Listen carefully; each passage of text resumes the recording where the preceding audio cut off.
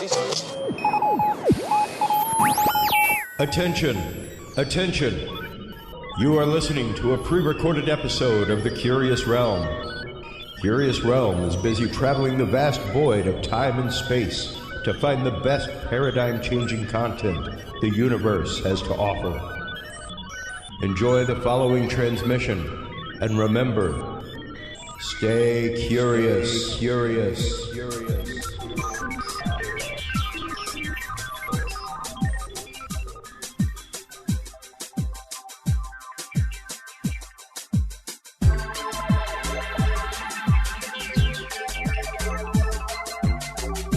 Coming to you from the City of the Weird. Exploring topics from the esoteric and unexplored to dimensions unknown. Shining a light of truth on the darkest corners of our reality. Welcome to the Curious Realm.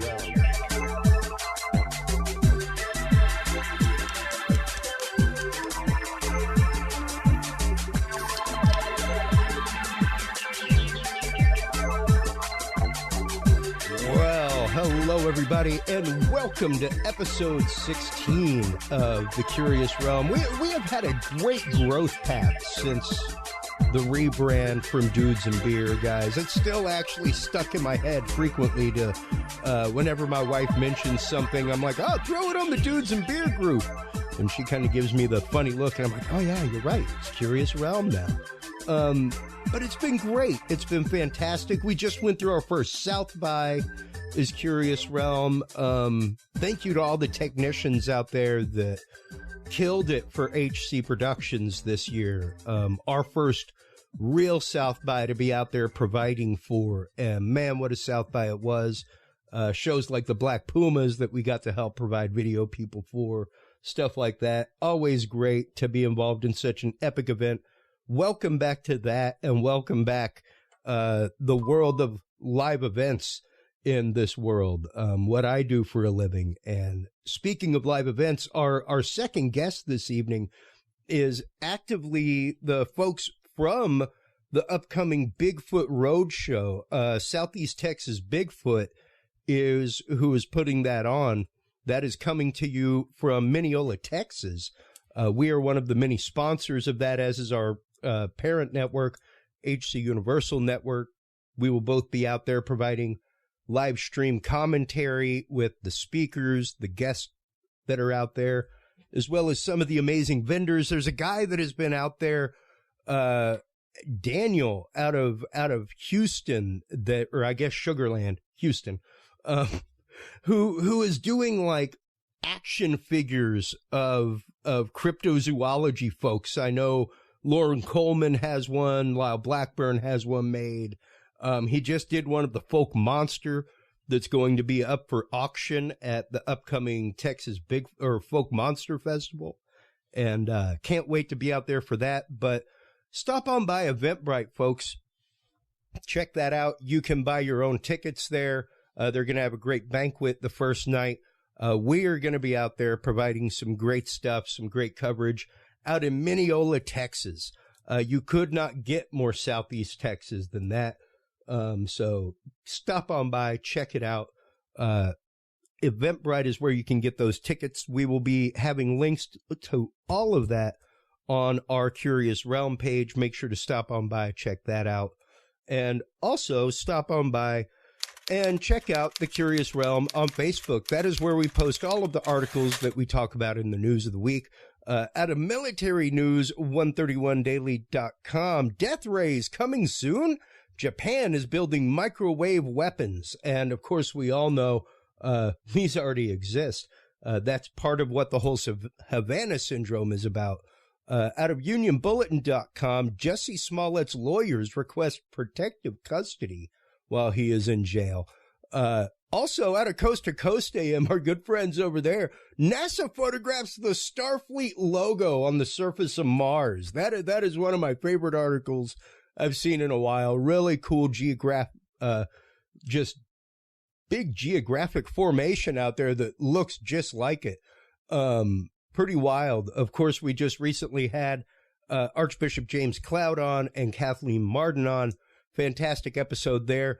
Also, make sure to go on by and register for the MUFON Symposium. That is another show that we are sponsoring this year. Cannot wait to go to Denver and be a part of that. Stop on by and check all of that out. Apparently, news break, Putin has already deployed a chemical weapon in Salisbury. So go on by, check that out. Join the Curious Realm group on Facebook. Join the conversation. That's where we post all of that great stuff. Our guest today in the first segment, Kris Sumner from the historic Scott County Jail, as well as Soul Sisters Paranormal and the Jailhouse Informant podcast. Welcome back to the show. How are you doing, Kris? I'm fantastic, Chris. How are you doing? Doing fantastic, Kris. Thanks for having me back. I've been looking forward to doing that, oddly. Happy belated birthday, by the way. I know you just had a birthday. How was that? It was great. I just had a great day. I got to spend it with my best friend, Miranda. And nice. We actually went down and we were touring some different museums because we just opened our own, as you know. And so we were touring some different museums that day. We stopped by the Tennessee Valley Railroad Museum, which was a lot of fun. So, yeah, we've been able to do a lot of stuff. So it was a great birthday, had a lot of fun, got a lot of well wishes from family and friends. So I really do appreciate all of that. Oh, absolutely. And, I have been really excited. Whenever we had you on last time, you were just closing things with the historic Scott County Jail, getting ready to start building the museum. I would love to put you in contact with one of our other guests, Craig Woolheater out of Texas here, who is helping build the Texas Bigfoot Museum, just to kind of get some ideas, museum owner to museum owner. Some newfangled ways to get these exhibits across to people, to get the message of a museum, especially a historic site museum like yours. Let's get into a little bit about the renovation and what you guys are doing over there. Yeah, absolutely. So this was actually a labor of love between myself and my business partner, Miranda Young from Ghost Biker Explorations.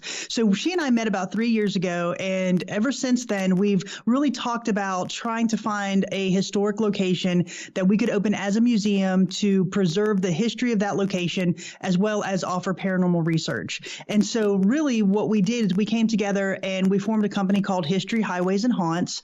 And the historic Scott County Jail in Huntsville, Tennessee, really became our first location in that endeavor. And so it's a jail that was built in 1904. It was in operation until 2008. And it really has this unique presence. It looks like a castle here in the middle of East Tennessee. And it just has, like I said, this presence when you roll up on it. And what we wanted to do, as I said before, is really preserve the historical component of that. And so in September of last year, we officially opened, and we have a very robust museum for day tours. So you can come in and really tour what it was like here in Scott County as far as crime and punishment. You can obviously tour through the cells and see what those look like, both our trustee cells and our maximum security cells. We've got a law enforcement appreciation room where we honor all of those who wear the badge. And we have just a vast array of displays that really revolve around crime and punishment and history here in Scott County. So we offer those during the day, and then at night we have flashlight tours. We have after dark events that we hold. We have, we allow paranormal researchers to come in and rent the jail for the evening to do paranormal research and investigations. So we do different things like that, and we're just having a ball with it so far. And that is fantastic. One of the reasons I wanted to have you on, like I said, in our pre-interview conversation, Kris, is the fact of Soul Sisters Paranormal has been going so well that is actively what is keeping the lights on over at the Scott County Jail project. And that is absolutely incredible, because so many times paranormal groups start up, they get together, it's a collaboration of people, but it's almost like so many podcasts that start up that after 10 episodes experience pod fizzle, and they realize that, like, whoa, wait a minute, this seems like something really cool to do in your spare time, but dude, there's real work involved with this. Like, there is real work involved with paranormal investigation. It becomes a part-time job before it becomes a full-time one. You know? Yeah, absolutely. And just to clarify, it's not what we're doing with Soul Sisters that's really keeping the lights on. It's those teams that are coming in to investigate the jail. Exactly. Yeah. So like I said, it's kind of an interesting dynamic because Miranda has her paranormal investigation is under Ghost Biker Exploration. So that's her and that's her team. Then myself from Soul Sisters. And we collaborated to make this History, Highways, and Haunts an actual company. So when we allow paranormal investigators to come in and investigate the jail, that is really what's keeping the lights on. And those teams that are coming in here, one, they are extremely fascinated by, one, the paranormal, but two, really what we call paranormal research, right? They're not just here to go in and get a scare or be in a creepy building after dark. You know, since we've opened in September, we've had 20 teams come in and do investigations here. Yeah, we've got, and then this month is booked, next month is booked. So, and they're all teams that, as I said, are extremely interested in paranormal research and really getting in here and talking to our spirits, communicating with our spirits. Miranda and I are also actively engaged in a very cool paranormal research study that we're doing here. And what that entails is we're allowing paranormal investigation teams, when they book the location, we've got an object that was donated to us by a detective who worked here in the jail, and we don't even know what the item is. He put it in a very specialized container. And so when paranormal investigators come in, they're allowed to sit with this item and they can ask questions. They can use dowsing rods, EDI box, REM pods, whatever they want to use. They just can't record it either through video or audio, but they can have this item for their entire session or an hour, however they want to sit with this item. And we're trying to get the jail and the spirits of the jail to tell those teams what is in this container. We know it's related to the jail and we know it's related to a murder, but other than that, we don't even know what's in the container. Only the detective knows. So while they're while the teams are sitting with this item, we're giving them some paper and we're asking them to write down what they hear, see, feel, smell, sense, and then they put that in an envelope, they seal it, they sign it, they date it, and then they put it in a lockbox. And at the end of May, we're going to sit down, Miranda and I are going to sit down with the detective, and he's going to open the lockbox and go through each of those envelopes and see if anything that those teams picked up is related to the item. Wow.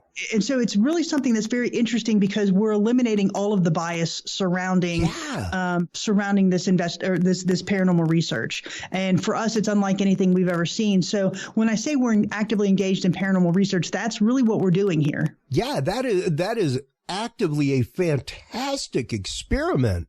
And what a great way to study the phenomenology of what's going on in the location. Now, you said that you've had 20 some odd teams come out already, which is amazing. Because like you said, y'all just opened in September.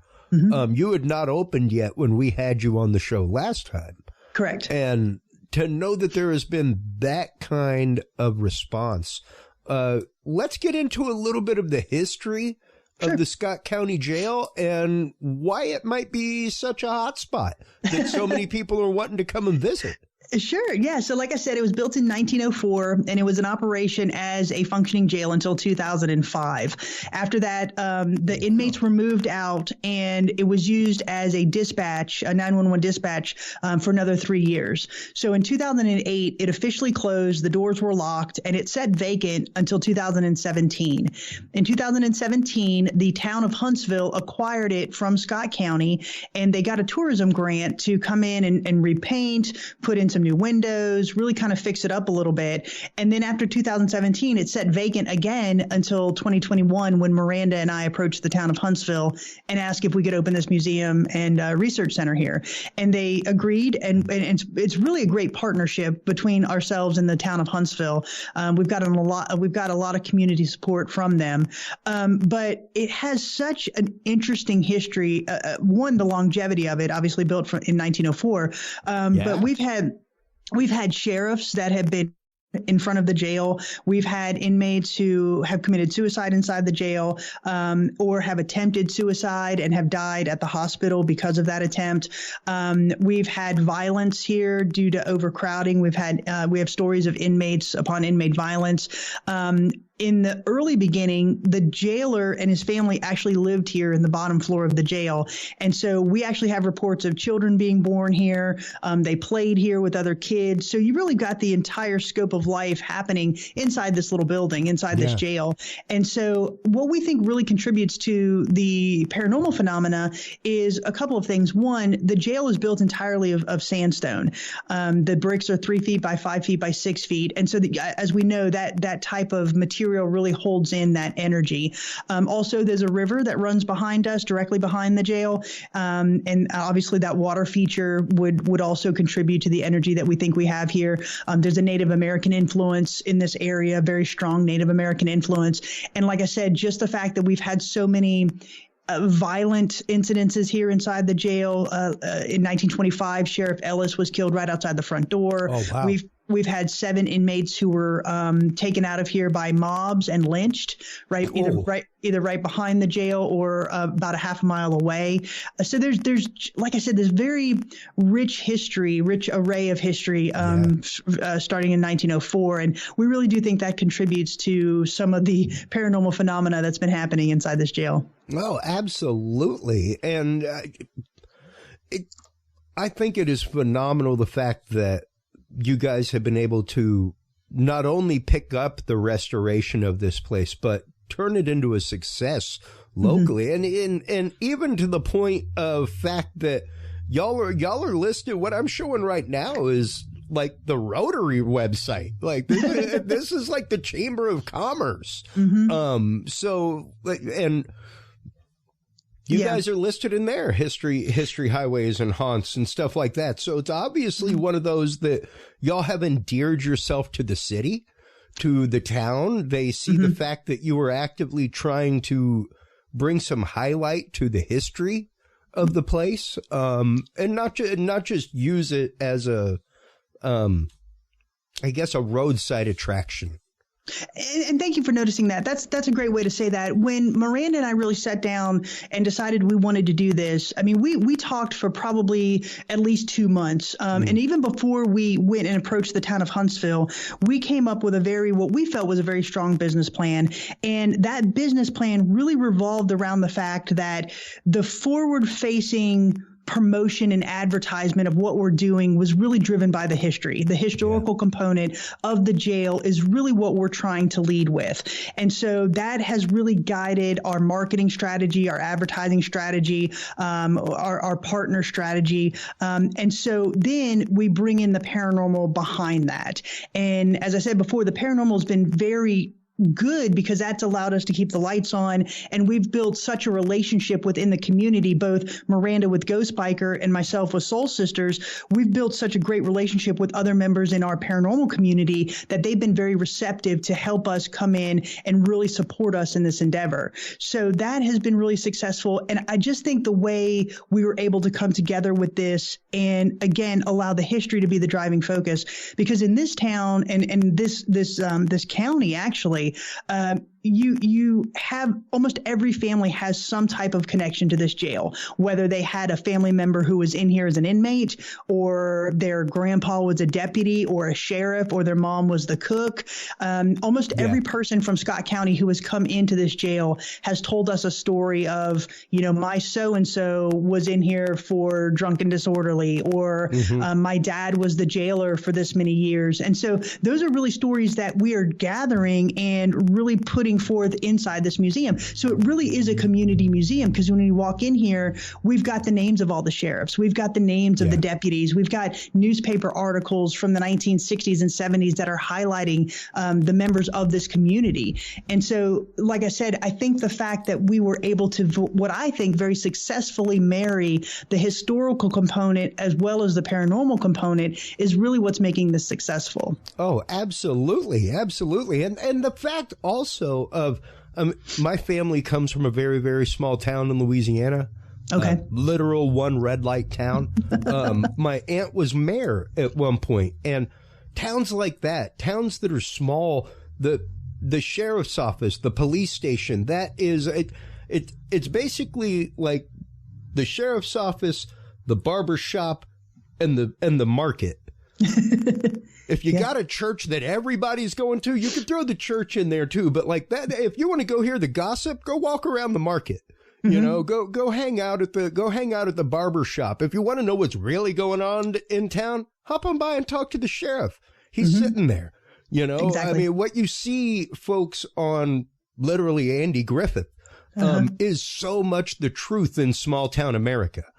Absolutely. When it comes to the sheriff's office, the fact of like the sheriff was somebody who came out and dealt with the fact that your fence was down and 3 of your cattle mixed in with John's. That's it exactly. Like he was there as a different, it wasn't like the police, you know, and that's why sheriffs had tenure for 30, 40 years, things like that, you know, because they were such an ingrained part of the community. And the fact that y'all are bringing that back to life and highlighting that fact, I think once again goes to a big credit to you guys. Well, thank you very much. I do appreciate that. And it's really been an amazing experience. You know, Miranda is just a phenomenal advertisement individual. She's got a great eye for marketing, a great eye for graphic design and stuff. So we've got a very robust gift shop, different branded items that are really unique to the jail. And it's just been, like I said, a very successful partnership in the fact that she's got that background. I've got a business background. And so it's just one of those things that, you know, because we sat down, we really did a pros and cons of both of our strengths and weaknesses and how we can make them work. It just has come together in such a very unique way, and one that I feel is extremely successful. Yeah, absolutely. And shown so. I mean, just in the time that y'all have been putting this together and getting it together, the fact that y'all are organized enough to, in that time, have had over 20 groups come in and do investigation. What have you been privy to any of the results of those investigations? Oh, absolutely. The only thing that we don't want results on right now is our paranormal research study. Absolutely. So we tell the teams, you know, we don't want to know anything. Just put it on the envelope and seal it. But no, and that's the great thing about this. You know, the jail, even when it was in existence as a jail, we had inmates here, deputies here, the sheriff here. There were reports of hauntings that were going on inside the jail. Oh, wow. In fact, we know of at least 3 inmates who requested to be transferred to Brushy Mountain State Penitentiary because they were so they felt this jail was so eerie. Wow. We've had since we've been open, we've had inmates come in and say that during the night that they would see shadow figures. We had a former jailer come in and take a day tour, and when he got up onto the 3rd floor, you could visibly see the arms the hair stand up on his arms, because he said there was one night that a shadow figure chased me out of this 3rd floor. We had a deputy email us and say, you know, I don't believe in the paranormal, but there are things that happen in that jail. The elevator would start running on its own at night.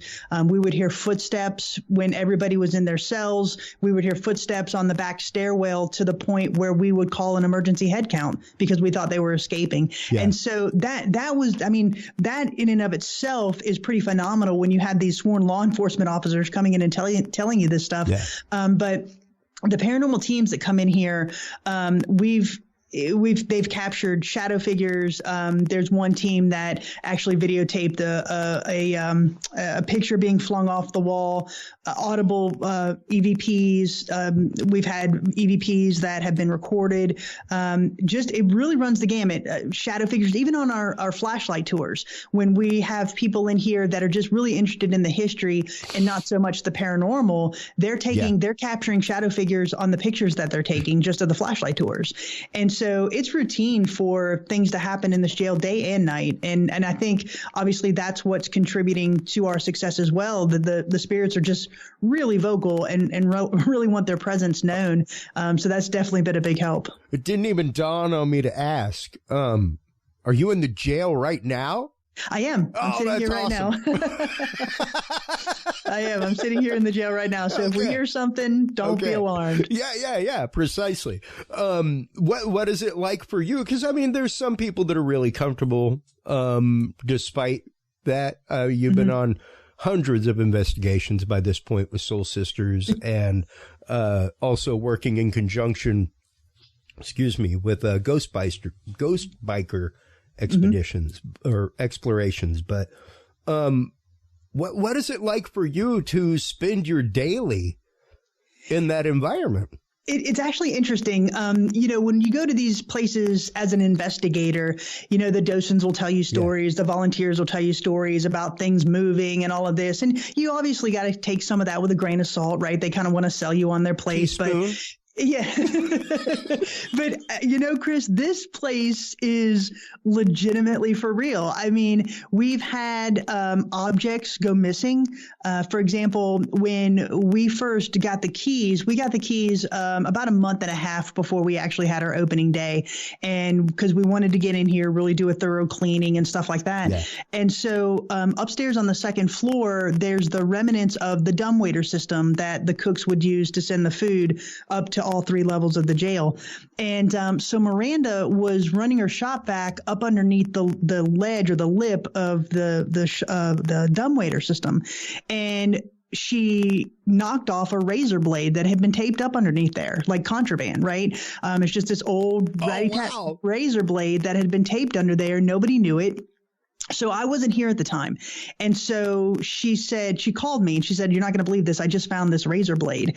And so I said, "Well, go ahead and set it on the table. And because when I come in, I want to take a look at it." And so she set it on the table. And when I got back, I walked upstairs and I yelled down. I said, "Where's the razor blade?" And she yelled up. She's like, "It's sitting right there on the edge of the table." And I said, "Miranda, it's not here." So she walked up and she's like, "I set it right here on this table." And to this day, I have not seen the razor blade. It has completely vanished. Wow.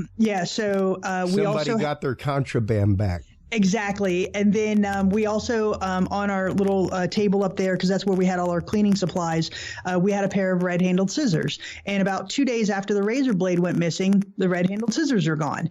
And so we've looked everywhere for these scissors. And we tell that story to paranormal investigators when they come and they take a tour of the jail. And so we actually had a team that asked the question, what are the owners of the jail looking for? And they got the EVP of scissors. And so, it's very interesting. The spirits here really are intelligent, and they're trying to tell us even stories about the jail. They're trying to get across to us. For example, in 1933, there was an inmate here by the name of Jerome Boyett, and he was in here for murdering the sheriff in the neighboring county. And so he was in here for about 8 days. And after that, a mob busted through the front door. They beat the jailer who was here, ran up and grabbed Jerome, took him out, and they killed him. And so we tell that story. And so we had an author who wrote a book about that story. And so we had gotten an advanced copy of this book on a Friday. And so there was a paranormal team that came in that Friday night to do an investigation. And when they were in the room directly across from the front door, they kept getting the EVP of anvil. They got it 3 times, anvil, anvil, anvil, and which is an interesting word, but nothing that we thought was really germane to what was going on here. So they just mentioned to Miranda when they were leaving, they said, we got this word anvil 3 times in this room. And the interesting thing is when we went back and looked at that book that we had received that morning, the book is written about that real event, but it's written as a fictional character telling that real story. And the character in the book is named Anvil. Oh, wow. And so Miranda asked the author, she said, "Why did you use the name Anvil for this character in this book?" And he was gobsmacked. He said, "The reason I used the name Anvil is because when the mob came through and beat the jailer in the front doorway, as they were running by, somebody looked at him and said, 'That boy looks like he'd been beaten by an anvil.' And his nickname, the jailer's nickname for the rest of his life, was Anvil." And so we didn't know that. The paranormal investigation, the paranormal investigation team certainly could not have known that. So the fact that the jail was saying the word anvil to these investigators is pretty phenomenal. And that's what really happens here. We get these very interesting words that are really germane to the situation that's going on here. Wow. That is really, really wild. And I mean, like, I myself have, hey, Int, wherever you are, His name is Ent, short for entity. But he's this thing that follows me, and doesn't matter where I am across the country. Like, I will literally, my wife's been right there where I am looking for something, and I turn around and it just pops up on my desk, right where I said I put it. Yeah. That happens here too. And to know that things like that are being tied to specific moments in history to the place, that is really impressive. Yeah, exactly. I mentioned that there was a sheriff here in 1925. He was killed right at our front door. He was bringing in a moonshiner that he had just arrested, and somebody came up behind him and shot him in the back of the head and killed him. And so his body was brought in here, and he was prepared for burial inside the jail. And aside from also being the sheriff, he was also the Baptist preacher in the town. And so we routinely hear humming. We use Amazing Grace, the song Amazing Grace, as a trigger item here. It seems to get a lot of responses. And there was one night where Miranda, the team had just left, and Miranda was locking up for the night. She was the only person in here, and she was getting ready to grab her things to walk out the door, and she heard a man humming behind her. And so when she walked back in to grab her stuff, she grabbed it and she left. But we also have a security camera that was sitting there. And so the next morning I came in and I looked at that footage, and we didn't capture the hum. But as soon as she realizes that she has heard something, she goes and grabs her bag. And at that moment, there's two male voices on the security camera. The first one said, "There she is." The second one said, "Not so loud next time." And again, very intelligent. Yeah, very intelligent things that are happening here. Now, how do you take that? I guess, I mean, what intonation do you get from that? More of a be quiet or they'll realize, or a shut up or they'll know we're coming? For us, for me, when we heard that, it was like, well, she heard you, so you may want to just tone the humming down, not so loud next time. But everything that has happened here in this jail, it has never been malicious. It has never been evil. It is really, in our minds, the inmates here or the spirits here really just want their story told, or they want to just interact with us. There's times where I'll just be sitting right where I am, and we'll hear footsteps run right above us, and we'll yell up. It's just like, "Hey, calm down up there." We'll hear doors shutting. Again, there's been times where pictures have come off the wall, which is interesting. That'll wake you up real fast. And but for us, it's never been anything scary or anything like that. It's just one of those things that we just feel that they're here to talk. Yeah. And what are some of the other things that they have said? What are some of the other EVPs that you've gotten?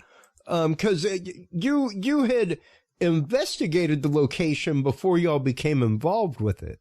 Correct? Miranda had. Yeah. So Miranda is actually from Scott County. She was born and raised here. Her family has actually been here for about 4 or 5 generations. Oh, wow. So she and her family are completely entrenched within this community.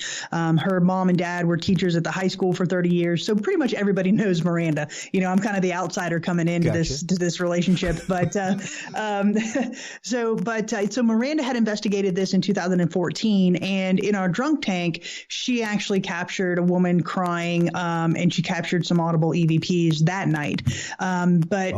When investigators come in, even when we're investigating, because, there'll be some nights where we'll just kind of say, "Hey, you want to stay here for a little bit and do an investigation?" So we'll routinely just go upstairs and sit with a voice recorder or the REM pod or whatever. Sure.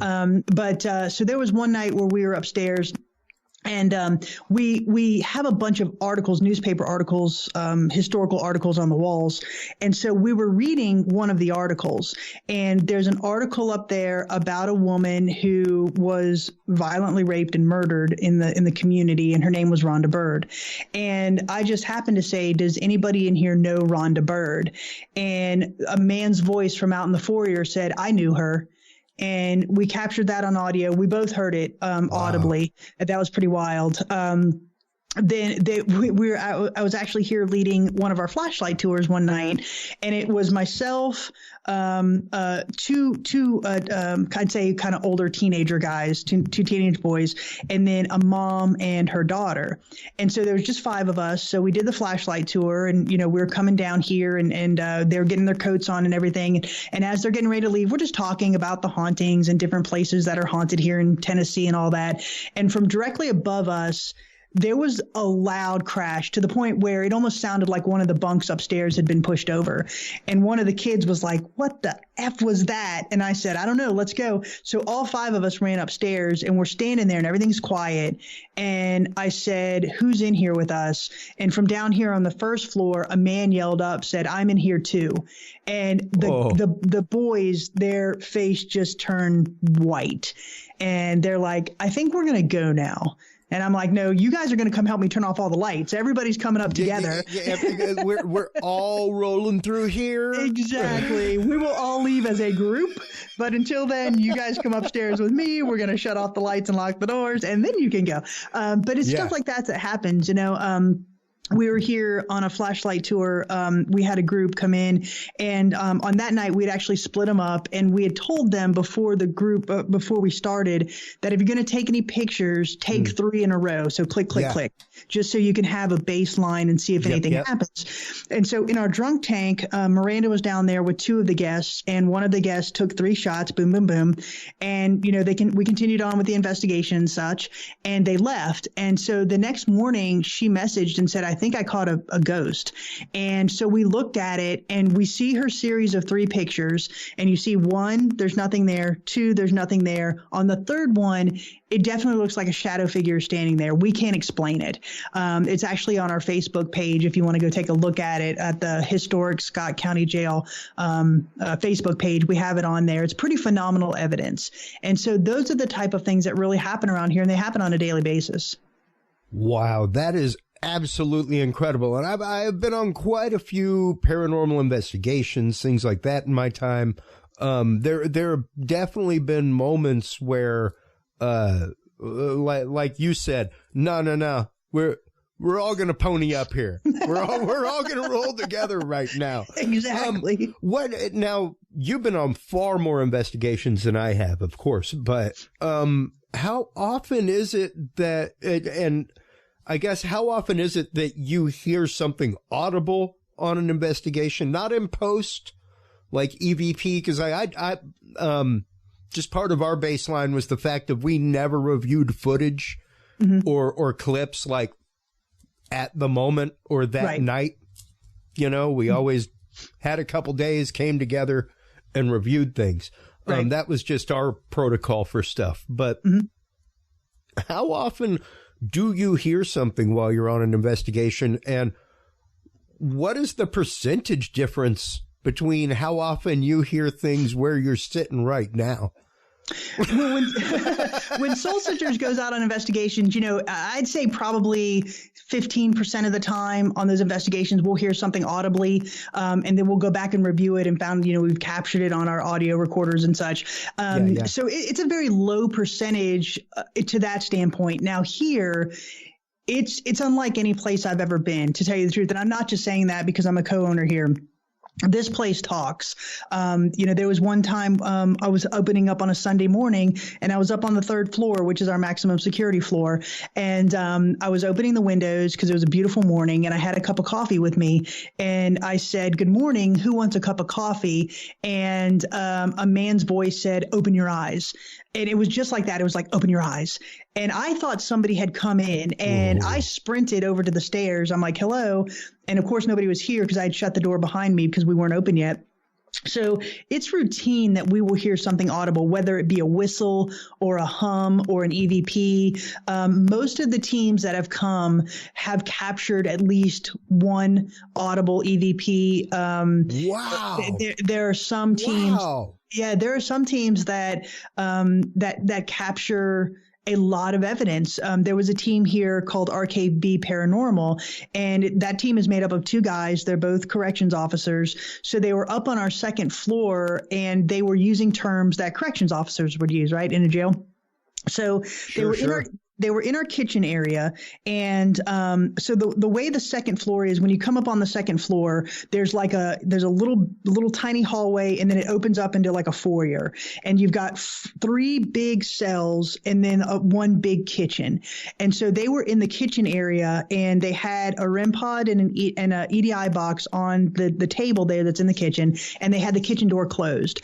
And so the sequence of events that happened, and they got this all on film, the sequence of events was there was a woman out in the foyer that said, "Help me." They got that. So it says, "Help me." As soon as she said, "Help me," the EDI box and the REM pod start going off. When that starts going off, they grab their camera and they open the door to the kitchen and they pan out into the foyer. As they pan out, they're standing there for about 4 or 5 seconds, just letting the camera run. A shadow figure runs across, an orb comes down from the ceiling, and a picture gets flung off the wall, and it goes about 4.5 feet. Wow. It's incredible. So then when we slowed that video down, we slowed it to about 10%. As you see the picture start to come off the wall, you see a shadow arm push it. It's amazing. You don't see it in full speed, but when you put it down to slow speed, you actually see an arm come out and push this picture along. Because, and in full disclosure, we've had some pictures that just fall because of gravity here, because there's some walls that we can't drill into, so they're hung up with Velcro. But every time they fall, it is a straight down fall. No picture has ever moved other than a straight line down. This picture, when you see it in the video, it looks like something grabs it from the top left corner and flips it. It flips in the air, and it literally lands 4.5 feet. And we measured it. We measured it from where it comes off the wall to where it lands, and it's 4.5 feet. And so that type of violent sling or swing of this picture is unexplainable. Yeah. We tried for about a half an hour to debunk this picture being flung off the wall, and it's just, there's no way that it can happen naturally.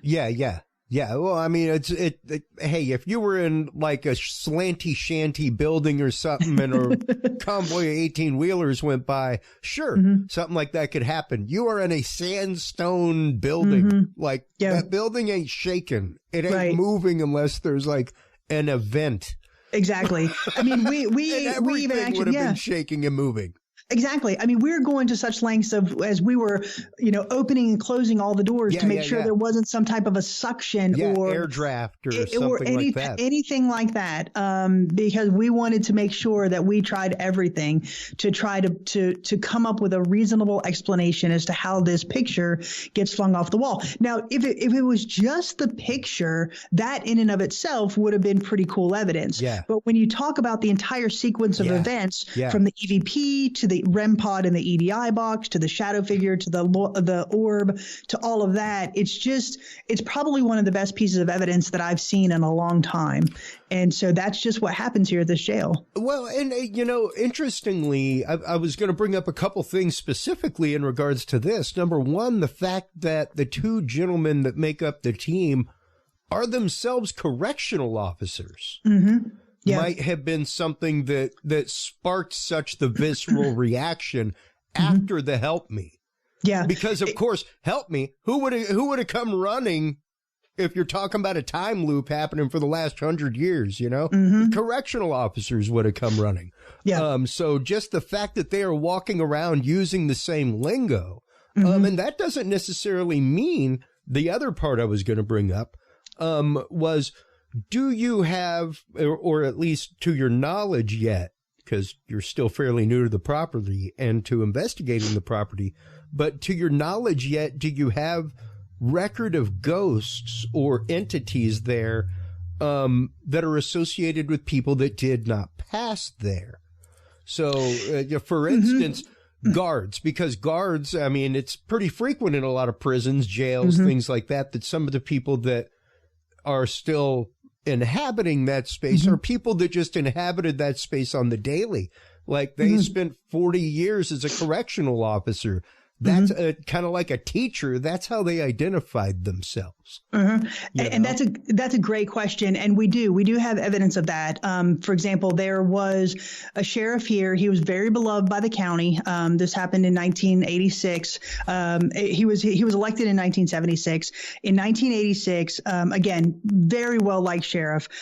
He got himself into some trouble because he started running drugs. And so he was part of an FBI sting in 1986 called Mach 10, where there's several county officials in this county and neighboring counties, judges, sheriffs, police officers that were arrested by the FBI for their involvement in this drug running scheme. And so he was sentenced to federal prison and he did die there. We have evidence from at least one of the teams who have been here that had a very interesting REM pod session upstairs with who they believe was Marion Carson, that sheriff. Obviously, he did not die here, but he had a connection to this facility.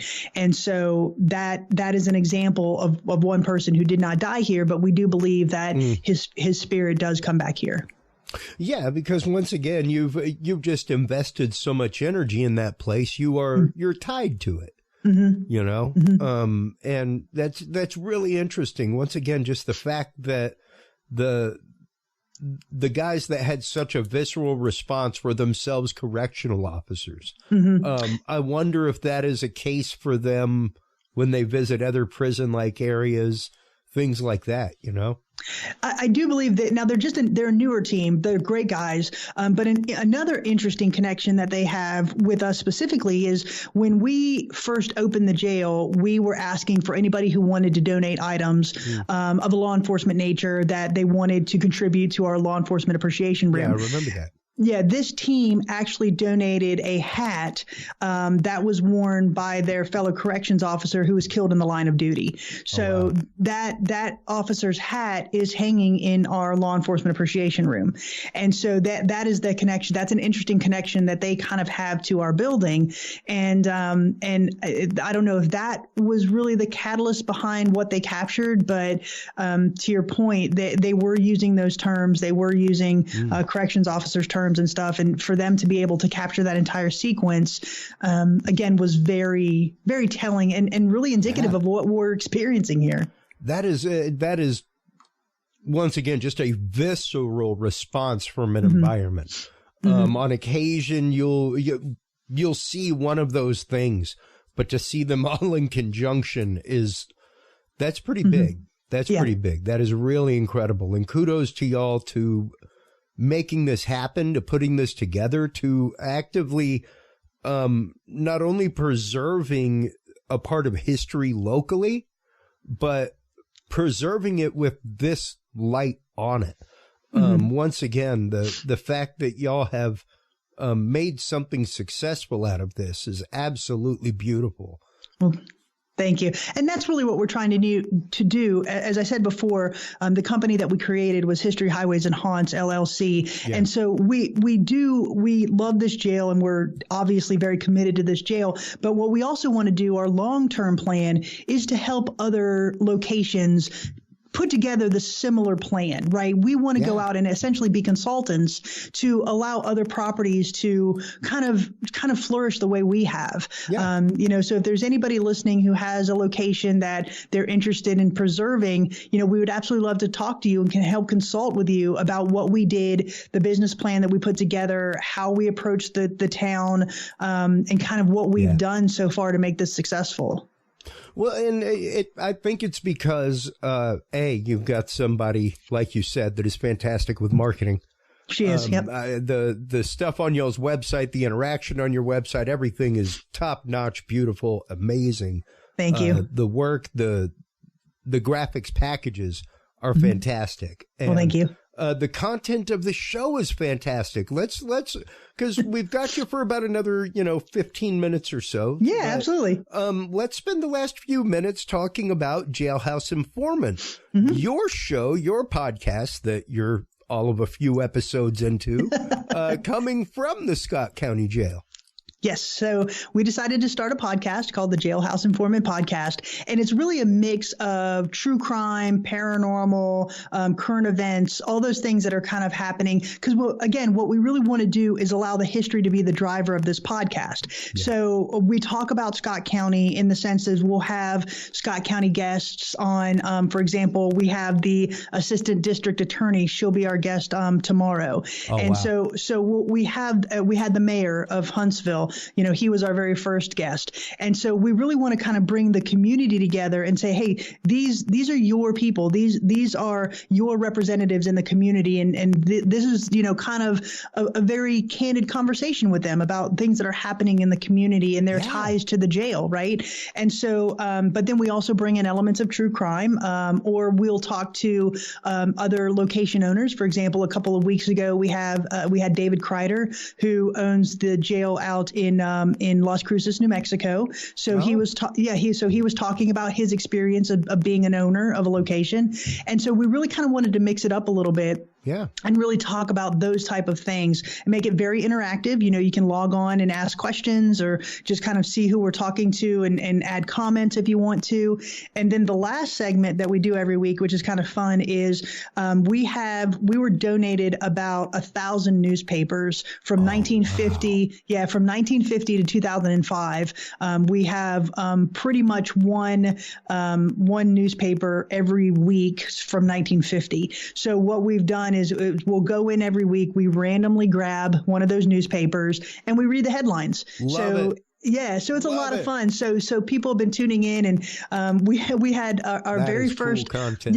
Yeah, our very first episode that we did that on, the next day we had some woman tag somebody else and say, hey, look, they mentioned your baby picture. And it was her, baby announcement. Yeah. Her 1-year baby announcement from 1984.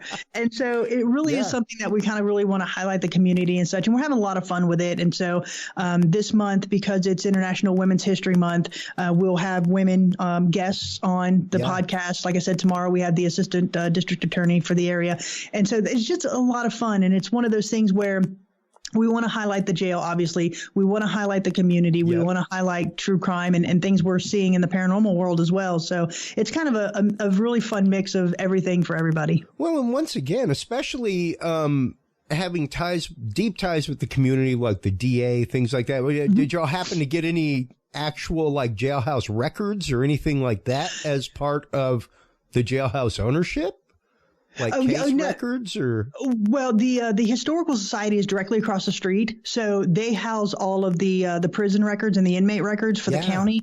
And so we routinely go over there. And so we've got articles all over the wall of different inmate records. For example, we had an inmate here who was he actually committed murder. He murdered his wife. And so he was supposed to go to Brushy Mountain State Penitentiary. But the sheriff at the time, he worked out a deal where the inmate got to stay here because he was a master mechanic. So he worked on the deputies' cars and thereby saved the county a lot of money because they didn't have to take it to a mechanic. So those types of interesting stories we're highlighting. So we have his inmate records, we have, all of his court documents and all of that. We have them framed and put up on the wall. So those are types of things that we have just for the historical component. Well, and not only that, but how did a story like that resonate in the small community? How did it actively affect the community? Would be, I mean, that's really, really cool content to be able to put episodes together like that, because it's a different type of true crime. It's different when because like I said earlier, my family's from a very tiny town, and I mean like tiny, to the point where you pick up a Sunday paper, you will see the blotter. Yeah. Like you see the blotter, like so-and-so was arrested for drunk and disorderly. So-and-so popped off and hit his wife and got arrested. Like you may as well print their address. Well, and that's what's interesting about it. Make it easy for the lynch mob, Yeah, you're absolutely right. I can say this because I am not from here. I'm from Florida. I'm a Floridian. I'm moved up here just for this. I'm from Houston, and when I went there, it was like, wow. Yeah. Wow. That's what it is. Kris, I have never, outside of like the Middle East, I have never heard of a car bombing, right? I've got 4 stories on my wall in here of car bombings in Scott County. Wow. And so it's just like, right? And it's like, I'll just say this, Scott Countyans did crime right. And so we have a lot of different stories to talk about, a lot of things, that we're sharing. And it's interesting because, we've got these parents that are bringing their kids in, and they're showing them our all of our displays, and they're saying, this happened. I remember when this happened. And it's really bringing back that connection again, that communal connection. Yeah. And it is one of those things where it's like, oh my gosh, I can't believe I remember this. I was here when this happened, or I remember this guy. He taught high school or whatever. Yeah. And we also have an audio tour that people can take. It's cool. So we've you can actually listen to it. You don't even have to come to the jail. You can listen to it right here on our website. Nice. But if you come to the jail, each of the rooms have an audio tour stop. Some of them are actually read or are told by different people who are here or had a connection to the jail. And so it's just, for us, it is one of those things that we didn't want you just to buy a ticket to come in and see a jail. We wanted you to buy a ticket to come in and have an experience. And I think most people, when they leave here, are really blown away by the fact that they have an experience. Yeah. And it's like I said, I'm extremely proud about what we've built and what we've done, and I'm just excited about where it's going. I am proud for you guys, and to have seen things happen as they happened live on social media, to see the changes going on, and even for you, and to see how happy you are with everything. It's fantastic, Kris. It really, really is. Well, thank you. So before we let you go, one last time for shameless self-promotion. Let everybody know where they can go to tune into the Jailhouse Informant, where they can go to book their tour, where they can go if they have their own paranormal group, where they can go to rent the jailhouse for an evening for an excursion of their own. Sure, absolutely. So we're very active on Facebook under the Historic Scott County Jail Facebook page. Our website is www.historicscottcojail.com. And all of the information about all of our tours, the booking calendar, methods to book, all of that. Our online gift shop is on that website. So www.historicscottcojail.com. And then, of course, if you want to see anything Soul Sisters Paranormal, you can go to www.soulsistersparanormal.com. And also my business partner, she's Miranda Young from Ghost Biker Explorations. So you can go to www.ghostbikerexplorations.com and see all of her episodes as well. Fantastic, man. Thank you once again for taking the time, because I know your schedule has been thronged lately, which is great. It is. It's a lot of fun. I love nothing more than seeing people doing what they love, being self-employed. It is such a blessing in life. And you have next to no day off, but you love every minute of what you do. So, you're not really working. You're absolutely right. And, to be able to do it with my best friend is just, it's just icing on the cake on that point. But, Kris, thank you so much for your support. You've been there since day one. And I just can't thank you enough for all of the support you've given us and all the love you've shown us. So thank you. Anytime, I would love to come back and be a guest. Oh, anytime, Kris, you are always welcome. We need to have you on more regularly. My group is your group. You have things to promote, whatever. Feel free to drop it right on in there. Perfect. That is what we are here for. Please do hold the line while we close things out for this segment, and head on over to commercial break. When we come back from our break, folks, we will be joined by the Southeast Texas Bigfoot. Well, it's just Southeast Texas Bigfoot. But they are the folks putting on the Southeast Texas Bigfoot Roadshow coming up in Mineola, Texas, of which we are a sponsor. We will be talking about all of their research out in the field, this fantastic event, what inspired them to put it on, what kind of speakers are going to be there, like Lyle Blackburn. Can't wait to meet him in person, stuff like that. So hold on through this commercial break, and we will be right back with you, folks.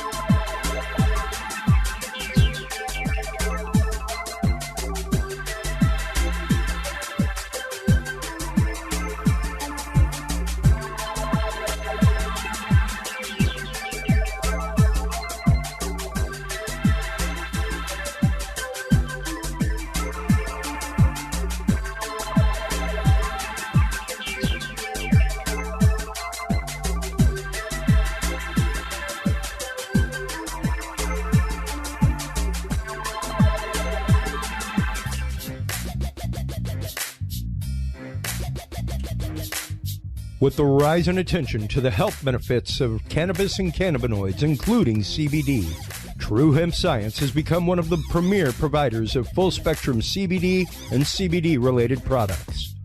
Using a proprietary spagyric process, True Hemp Science extracts maximum benefit from the whole hemp plant. Buds, leaves, stems, seeds, even roots. Every part of the plant is used and then reused to formulate a rich, complex profile of CBD, CBD derivatives, and terpenes guaranteed to provide the relief and benefits you need daily. Visit TrueHempScience.com to experience the best CBD oils, edibles, and topicals on the market today. And use code CURIOUS7 to save 7% off your entire purchase of $50 or more and get 2 25-milligram CBD cookies or brownies free. That website again is TrueHempScience.com and the code is CURIOUS7.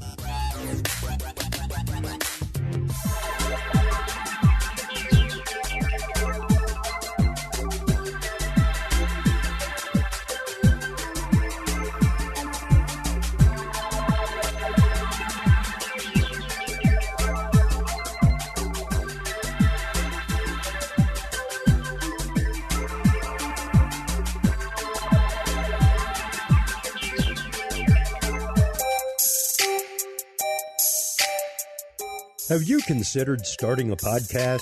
Looking for a way to make your business a voice of authority in an industry? Then Podcast Cadet is the solution for you. Whether starting a podcast for yourself, your brand, business, school, church, or just plain fun, Podcast Cadet is here to help you navigate the waters of the podcast industry. Specializing in one-on-one consultation and training with industry professionals in fields ranging from podcast technology and editing to distribution, monetization, and even social media strategies. Podcast Cadet tailors their services to the specific needs of you and your podcast. Do you already have a podcast and trying to find ways to engage and grow your audience? Sign up for your Podcast Cadet audit today and let us help you explore new and exciting ways to leverage your content and elevate your podcast brand to whole new levels. From consultational workshops to affordable podcast production and maintenance packages, Podcast Cadet is your one-stop shop for everything podcast related on the internet. Visit podcastcadet.com today to sign up for your consultation or training and use code CURIOUS20 to save 20% off your entire purchase. That website again is podcastcadet.com.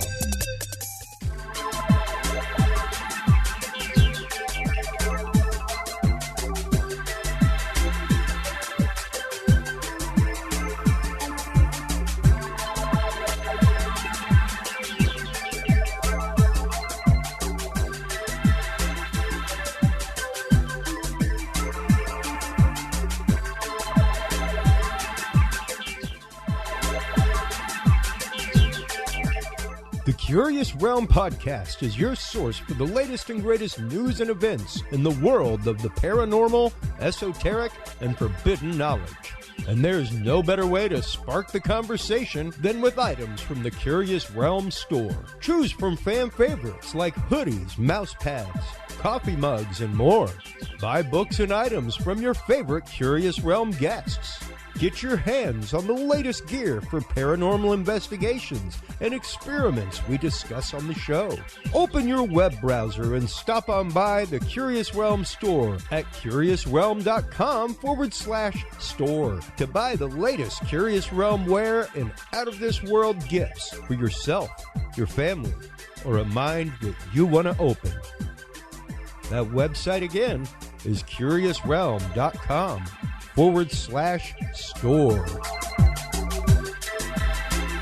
Hello, everybody, and welcome back to the Curious Realm.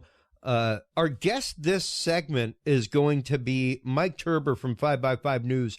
And I know in the promos I said that we would be talking about Tiger King updates and maybe some Ukraine stuff. However, huge news update, folks.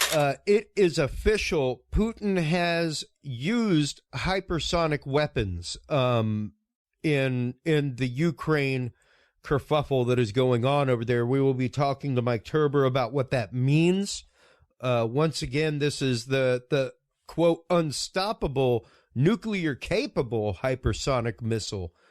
So, like, if they basically what they're saying is if they wanted it to be, it could totally be a nuclear-tipped hypersonic missile, folks. It wouldn't have to just be a, hey, we took down the building down the road, or your intelligence infrastructure. And this is huge because it is something that Mike and I have been saying would be the herald of disclosure, and what the real part of disclosure and UAPs and Nimitz and all that footage, the disclosure of the infrared laser system on F-18s that can make things that look like the UAPs. What all of this has been leading up to is hypersonic technology, making that the talk of the day, turning that into the literal fear of the day, which it should be. And I know that there's a member of the group out there that's always like, pew, pew, lasers, we got them. We'll be addressing that, I guarantee you, folks. But welcome back to the show, good friend Mike Turber. How are you doing, man? I'm doing excellent. I'm doing really good. Glad to be back on your show again. I always enjoy you being on there. It's just like us just sitting down chatting and having a good time, and that's the kind of podcast I like to be on. So you know, man, I always appreciate having you on, you and Dr. John Hall and people like Robert Duncan, and the casual conversations that we've had about these incredible topics are really what has driven a lot of the growth of the show and directed us into what has become Curious Realm from Dudes and Beer. So big tip of the hat to you, my friend. You were a big part of that pivot. And I can never, ever thank you enough for everything that you've done, the support that you've given us, everything that you have come on and talked about. It has been pretty incredible because I'm not going to say 100%, but I'll give you 78. I'll give you 78 to 82. I'll give you 78 to 82% accuracy of everything that we've talked about with you has come to be. I'll take it. Oh, man, anything over 50 is good, right? Because that basically says that my accuracy is 78 to 82. So, I'll give us both a little humility kick there to start off with. But once again, man, like this death from above, wow, it just blows my mind that they actually used the dagger in the Ukraine. Yeah. It's a game changer. It's something that I think that once again, like we were talking about pre-show, like we've talked about with guests, like we started talking about with our guest in the Ukraine, where, hey, Putin's got to do something. He literally has no victory. It's the Putin versus the world. Yeah. Yeah, and literally it's the fact of he's crashed the ruble. He's got to do something. He's got to do something that's going to be a game changer and a shaker. And if you're talking about all the oligarchs that paid for the polonium handshake that put him into office and the one that will get him out of office, exactly. He's got to do something to please them. He's got to do something to sell the tickets, to put the butts in the seats, so to speak. And to really put the mustard on the hot dog, you know what I mean? And, he painted himself into a corner, and and in his mind, he's coming out fighting.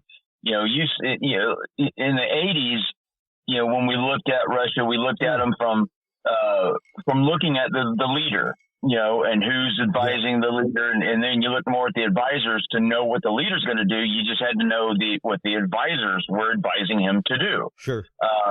It's a similar situation in most countries, but with the way Russia is now, is that's not really the case. Putin is his own thing. He's been there long enough. He doesn't view himself as a president. He views himself as a czar.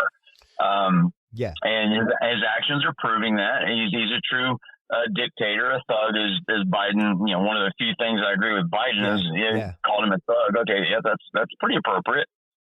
So you look at it, and then you try to say, okay, what's he going to do next? How do you look at a psychopathic, dictator / whatever his situation is and predict what he's going to do next, because you can't look at the advisors anymore. A lot of his advisors are either leaving him or they're doing their own thing just to stay alive. The oligarchs are leaving and going to Israel. I mean, just everything's going to shambles around him. Yeah, and I mean, even to say that, I'm bringing up the article right now. The Russian cosmonauts even appeared in Ukrainian colors. Oh wow! I didn't see that. There was the whole worry of, we got a dude stuck up on the space station, and we use Soyuz to get people up and down from there. We use Soyuz to get supplies up and down. And this dude's family's been like all over the media, like, oh my God, our son is literally stuck in outer space. Now, the Russians themselves, old school Russia especially, folks, I'm going to hop it back to and rewind it to what you were talking about for just a split second there, which was, old school Gorbachev Russia, pre-Gorbachev Russia. Right. The USSR that we grew up with in the 80s, like Wolverines, like we are living every single 80 movie that I grew up with right now, presently. That's it. It doesn't matter. It's like we recycle in every 20, 30, 40 years or whatever, we go backwards for some reason, and someone has to beat their chest, and that's what we're seeing right now. Yeah. To see those cosmonauts show up in Ukrainian colors is beautiful, man. It's amazing. And that's one of those that, like, you could not get a more entrenched program within the propaganda of old school Russia. Exactly. And the cosmonaut program. And no one in Russia is looked up more to than the cosmonauts and some of their head pilots and stuff like this. I mean, that's their world is that. And what would be interesting is left a guy up there, like, he's still floating, folks. Yeah. Well, they might send up a space dragon and let the Russians come over here. Since they're flying Ukrainian colors, we'll bring you back down over here. Land you just off the coast of Panama City. What would we have to call that? We'd have to call it something more appropriate, like spring break here in Florida. Project Velcro. Project Velcro, is that better? Because of like NASA and the space program instead of Project Paperclip, like Project Velcro to bring all the cosmonauts over to our side. Project Nets Pravda. We'll call it that. And so no news. We'll call it no news. That would be awesome. Bring them over here. Show them a good time. But it's it is one of those, and the whole reason that why I wanted to rewind it and bring up the cosmonaut thing is that what most people, even most analysts, are looking at with Russia is Russia. The USSR, the Soviet Union, what we were in the old school Cold War against, where, they were unified under a Stalinistic leader. Yep. It was, hey, you had 200,000 troops in your army ready to roll that were loyal, you know. Back then, and now they have to lie to them to get them to go anywhere. Since the fall of communism, since the fall of the Berlin Wall, that is not the case. Since the democratization of Russia, it's not the case. And even to see the thousands and thousands and thousands of people out in the streets protesting shows the fact that this is no longer the USSR that he's holding on to, and like you said, is considering himself a czar. Yeah, it's not like back in the day, when Reagan said those famous words, "Mr. Gorbachev, please tear down this wall," and then the wall came down, and all those people that were there, we're not looking at that scenario now. They've gone through all the changes. They know that they can't hold this information for long. Remember, the internet wasn't around back then. That's it. We didn't have that. We didn't have social media. We didn't have all these different ways for people to talk to each other and to see things live. I mean, if you go on TikTok even, you'll see live from Ukraine, on TikTok. And it's like every time you take a look, it's something different but it's the same thing. And the Russians' tactics in this war are very revealing. Very much so. It's a little different than I would have expected, but it has been squirrel against the fox tactics, literally, where it's like, but it's like a squirrel is running their military right now with the Russians. They cannot make up their mind what to do. Their tanks are literally getting slaughtered. Right. Just destroyed by the columns. They've lost 4 generals. Like I said, he's crashed the ruble, so you better do something. Well, when you come into a country pounding on this pavement, the United States strategy is always different. Yeah. Definitely different from this, where we'll air campaign until, basically they're beaten to submission from the air, because no one can match us in the air. It's just shock and awe you from the air. Yeah. Exactly. Shock and awe. Yeah. Mm-hmm. Yeah. Just bomb you into submission and bam, like one shock and you're like, okay, dude, that's we was just playing. I'll never forget watching CNN when that war started, and you got Bernie Shaw sitting there going, and we think we just saw a missile come down and take a left. It went straight towards some target somewhere, and they're describing this live, and that's something that we can pretty much do. And now, looking at what Russia's doing in Ukraine, they can't hide the fact that they're hitting civilian population. They can't hide the fact that this hit a maternity ward and a children's hospital and stuff like this. I mean, what kind of a sick individual you have to be? And of course, they say, well, people were held up there, and they, there's no sign of anything there. You go back to the satellite images of the days before. The same cars that were parked there days before were parked there the same day, and it's the hospital personnel. So, precisely. Nothing. He's going to have war crime issues. He's going to, the hypersonic missile. It's going to happen. The hypersonic missile is a question.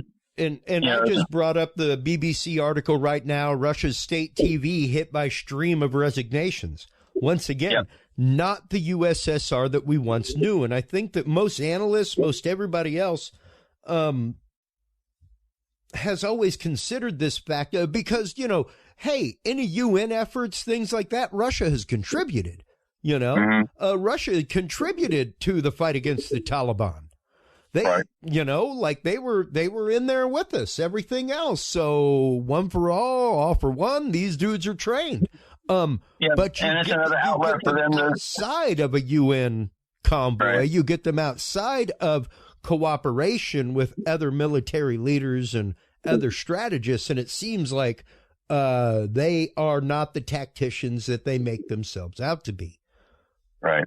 Yeah, they're not. And again, going back to something I said earlier a little bit, was if you have to lie to your own military, especially when you're talking about the troops, to get them to do something that they're going to go in and the people will be welcoming them there, and the people, they're trying to get Nazis out of Ukraine. Who the hell would sit around and go, I got a good one. Let's say that we're trying to get Nazis out of Ukraine. What? When did this make a huge comeback? And I understand the terminology is there's a play on that, but at the same time, you're thinking, if they tell one group of people one thing, another they say this is a training exercise, blah blah blah, and these people they're not exactly looking at their social media and trying to figure out what's going on in the world. The Russian troops sometimes are like sequestered almost. So they go in here and then they start figuring out what's really going on, and you see a bunch of them going, okay, here's the tank, you can have it. I'm walking away. And that's happened. It has happened. And I've got it up from CBC.ca right now. Putin calls pro-Western Russians traitors. Mm-hmm. Russian President Vladimir Putin went on TV to excoriate Russians who do not back him, calling them, quote, the scum of the scum and the traitors, and referencing a, quote, necessary self-cleansing of society. Like, homie is literally talking about ethnic cleansing. He was talking about, like, rounding people up and getting rid of them because they don't agree. And he's talking about his own people. Now, when you think about it, not only the Russian people, but the Ukrainian people are effectively Russian. Well, and it's interesting, and that's one reason why the first person that I wanted on, and whenever I invited him to be on, I called him up, Richard B. Spence, who taught the course, History of Secret Societies. He's doing a new one on the history of occult in America, all that kind of stuff. He spent years in Amero-Russo intelligence relations teaching that on the on like the high-end level at University of Idaho.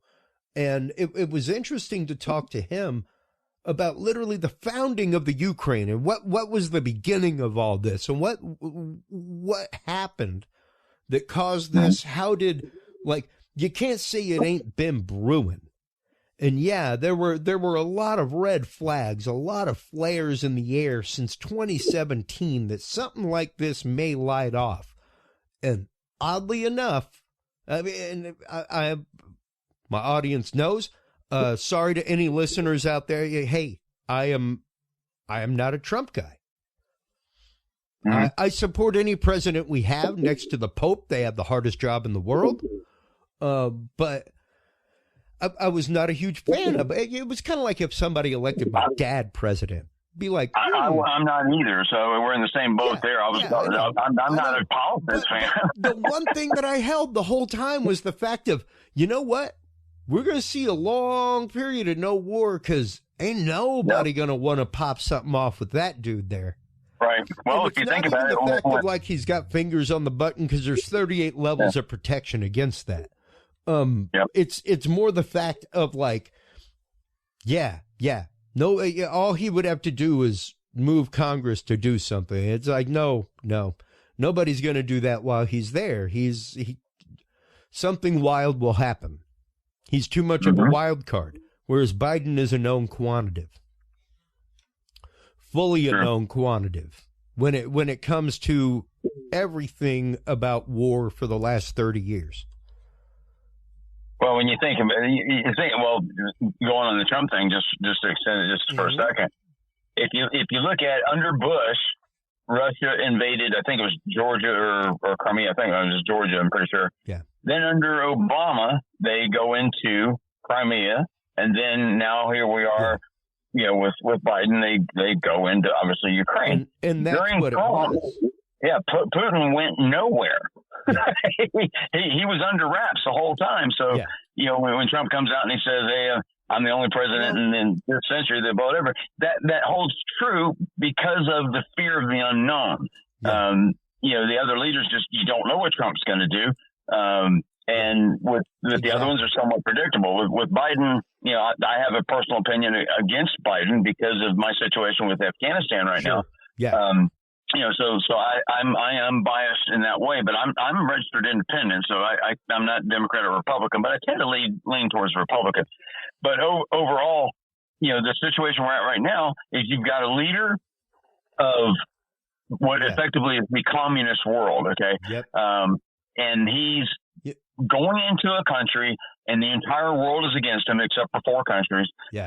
And at some point in time, a decision will have to be made by him as to which level do you want to take this to.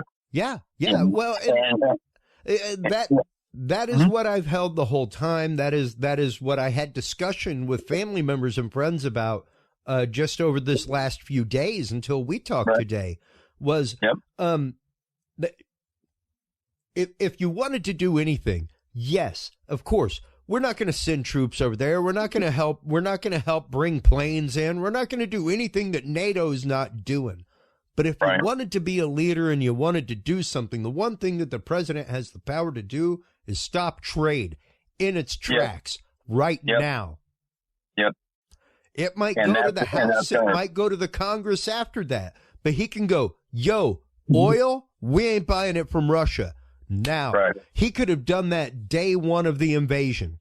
The problem is, and this is just coming at it from like somebody who taught ages 4 to 40 in my life. You gave him too much latitude. Yes. Once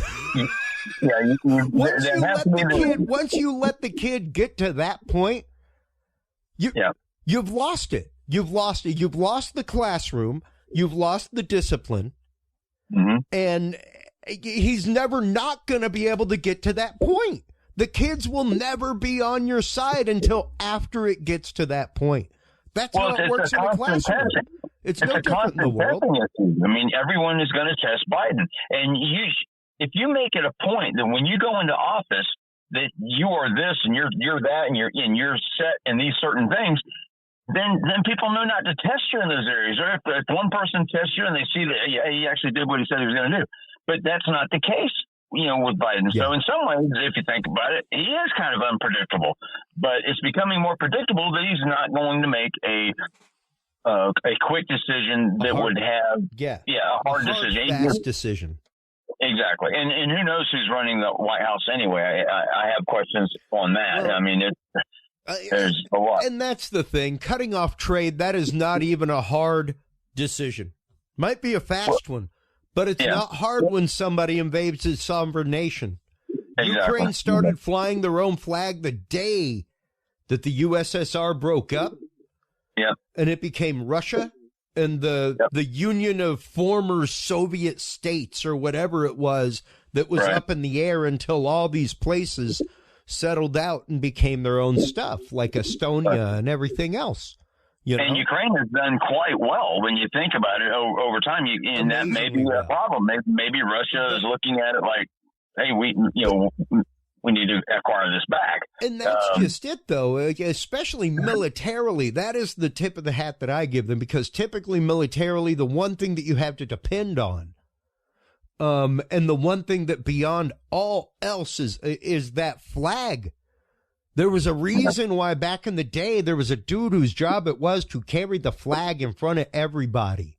That was the motivating factor. You were doing this for Mother England. You were doing this for the United States, what have you. Yep. And you wanted to see that flag go one direction. And that's what Richard B. Spence brought up, was the fact that Ukraine just means borderlands.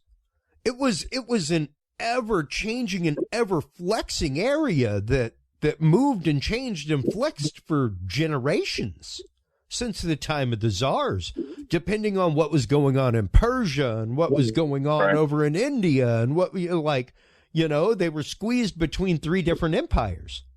Right. And a lot of those countries that are semi-landlocked are all have that similar issue.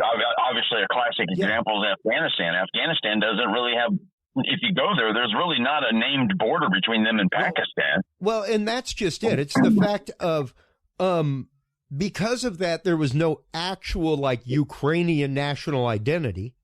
Right. Ukraine just meant the borderlands. Like, this is the few hundred miles you're going to have to pass through before you get to that known country over there. It shifts, it changes depending on what's happening. And it wasn't until the fall of the Soviet Union that the Ukraine became a country.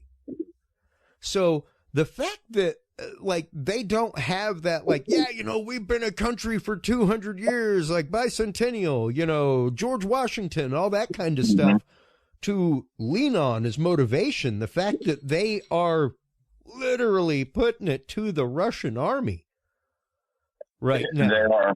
And what's interesting is they're doing it with not a huge amount of outside support. They've actually done quite a bit with their own internal structure that's very, very impressive. Also, we have to throw some kudos out to the citizens for chiming in and doing their part too. They're taking down helicopters. You got this one family that there's a little following on where they it's like the Molotov family. Every time something comes in, they pounce on it with Molotov cocktails, and it's amazing that they're taking out tanks with a bottle of alcohol. And that's the term Molotov, we know where that comes from. Old school, and that's just it. It's funny because that is what embroiled Russia. The last time Russia really got it handed to them, where it was like, okay, Russia's just going to chill now, was Afghanistan. The Taliban, where we funded the Taliban. We taught them to fight in the streets. We taught them to fight guerrilla style. We taught them to do things like use Molotov cocktails, stuff like that. improvised explosives, everything else. And yeah, like, hey, distilleries in the Ukraine started pumping that out.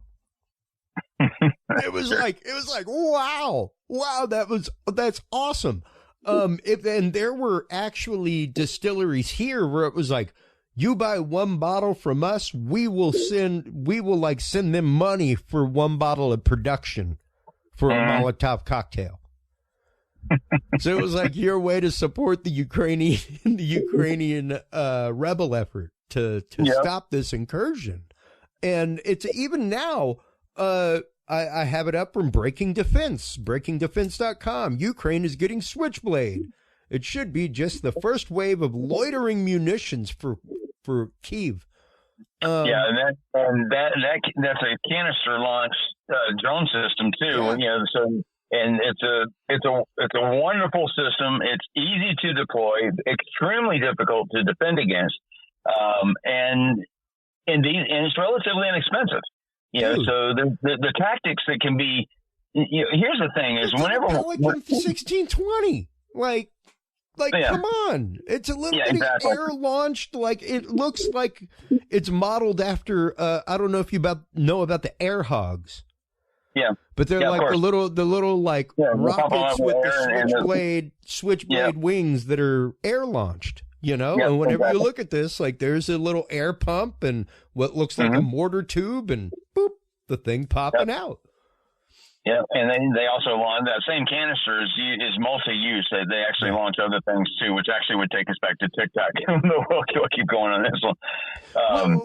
And it's just the fact of this wave of technology that's coming out now. I want to loop back to the beginning of this in this last 30 minutes, and let's start getting into the hypersonic technology, because once again, that is what I have said the whole time about the UAP stuff, ATIP, all that, is that the only explanation will be that we have to use this, and we got this technology somewhere else, but we have to use it against stuff like, you know, these hypersonic weapons, folks. Well, when you look, the other thing too, when you just mentioned that it kind of brings us full circle back to technology as to, you know, with the ATIP and all this other stuff coming out. ATIP and everything we've talked about for the last few years on the UFO front and what have you, that was announced on December 16th of 2017. Guess when the missile that they fired last week actually is when it occurred, when it became operational, December of 2017. Yeah. So, I mean, the timing of some of this stuff is pretty suspect. You know, but here's my take on the missile. From a military standpoint, I'll say this: it's not going to have much effect. From a military standpoint, it's going to have because the missile it's an incredible device. There's not much defense against it, because if it's going in a direction and it's going at Mach 10 or whatever speed this thing achieves, I think it's around Mach 10. Even if you hit this object, it's still going to continue on pretty much to the target. There's really not a whole lot you're going to be able to do about it, much less hit it in the first place. You know, so from a psychological standpoint, when a country uses an entirely new type of weapon system, it puts everyone on edge, because you can talk about the T-72 tank. You can talk about, you know, various other things that have been around years and years and years and years, and everybody's kind of used to it. But as soon as something new comes out and it's kind of a mystery, there's all kinds of propaganda use that they will have. So, and keep in mind, this isn't intelligence that the United States released and said, hey, Russia launched a hypersonic missile. No, this was Russia coming out and saying, hey, look what we just did. And I guess they did that because we didn't announce it. Now, I'm kind of curious as to why that happened that way. Of course, last week, we knew they fired the hypersonic missile, but we didn't come out and say, hey, you know, I'm wondering if that is an issue. I mean, if you think about it from a psychological standpoint, if we come out and say, hey, Russia just fired a hypersonic missile against Ukraine, what does that reveal? Yeah. Or what does it not reveal? Does it make people believe that, wow, we're just learning about this, but from Russia, why didn't the United States announce that missile was launched last week? And that's a pretty darn good question to be asking.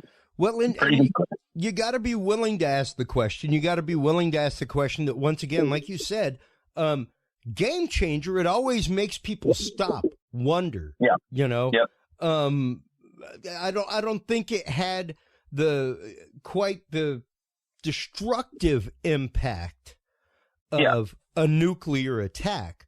Once again, this is a nuclear capable weapon, which means that they could put a nuclear warhead on it. Right. So it was really more a conventional weapon. Yeah. I think a lot of people, when they think of a hypersonic missile, they're thinking of a kinetic type energy based weapon. Yeah, and something like a DU Sabo or something like that that's been dropped from outer space. Right, right. Or the Thor, tungsten rods, and, all these different things like that.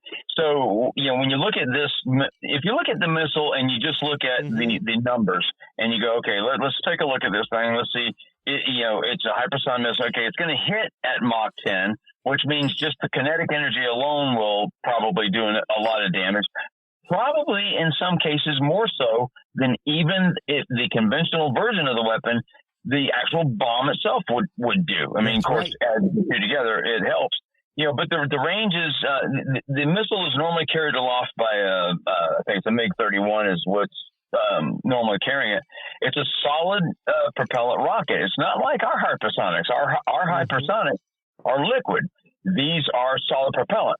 Yeah. The two key things to take from that: one is once you fire it, there's nothing you can do. You can't turn off a solid propellant rocket motor.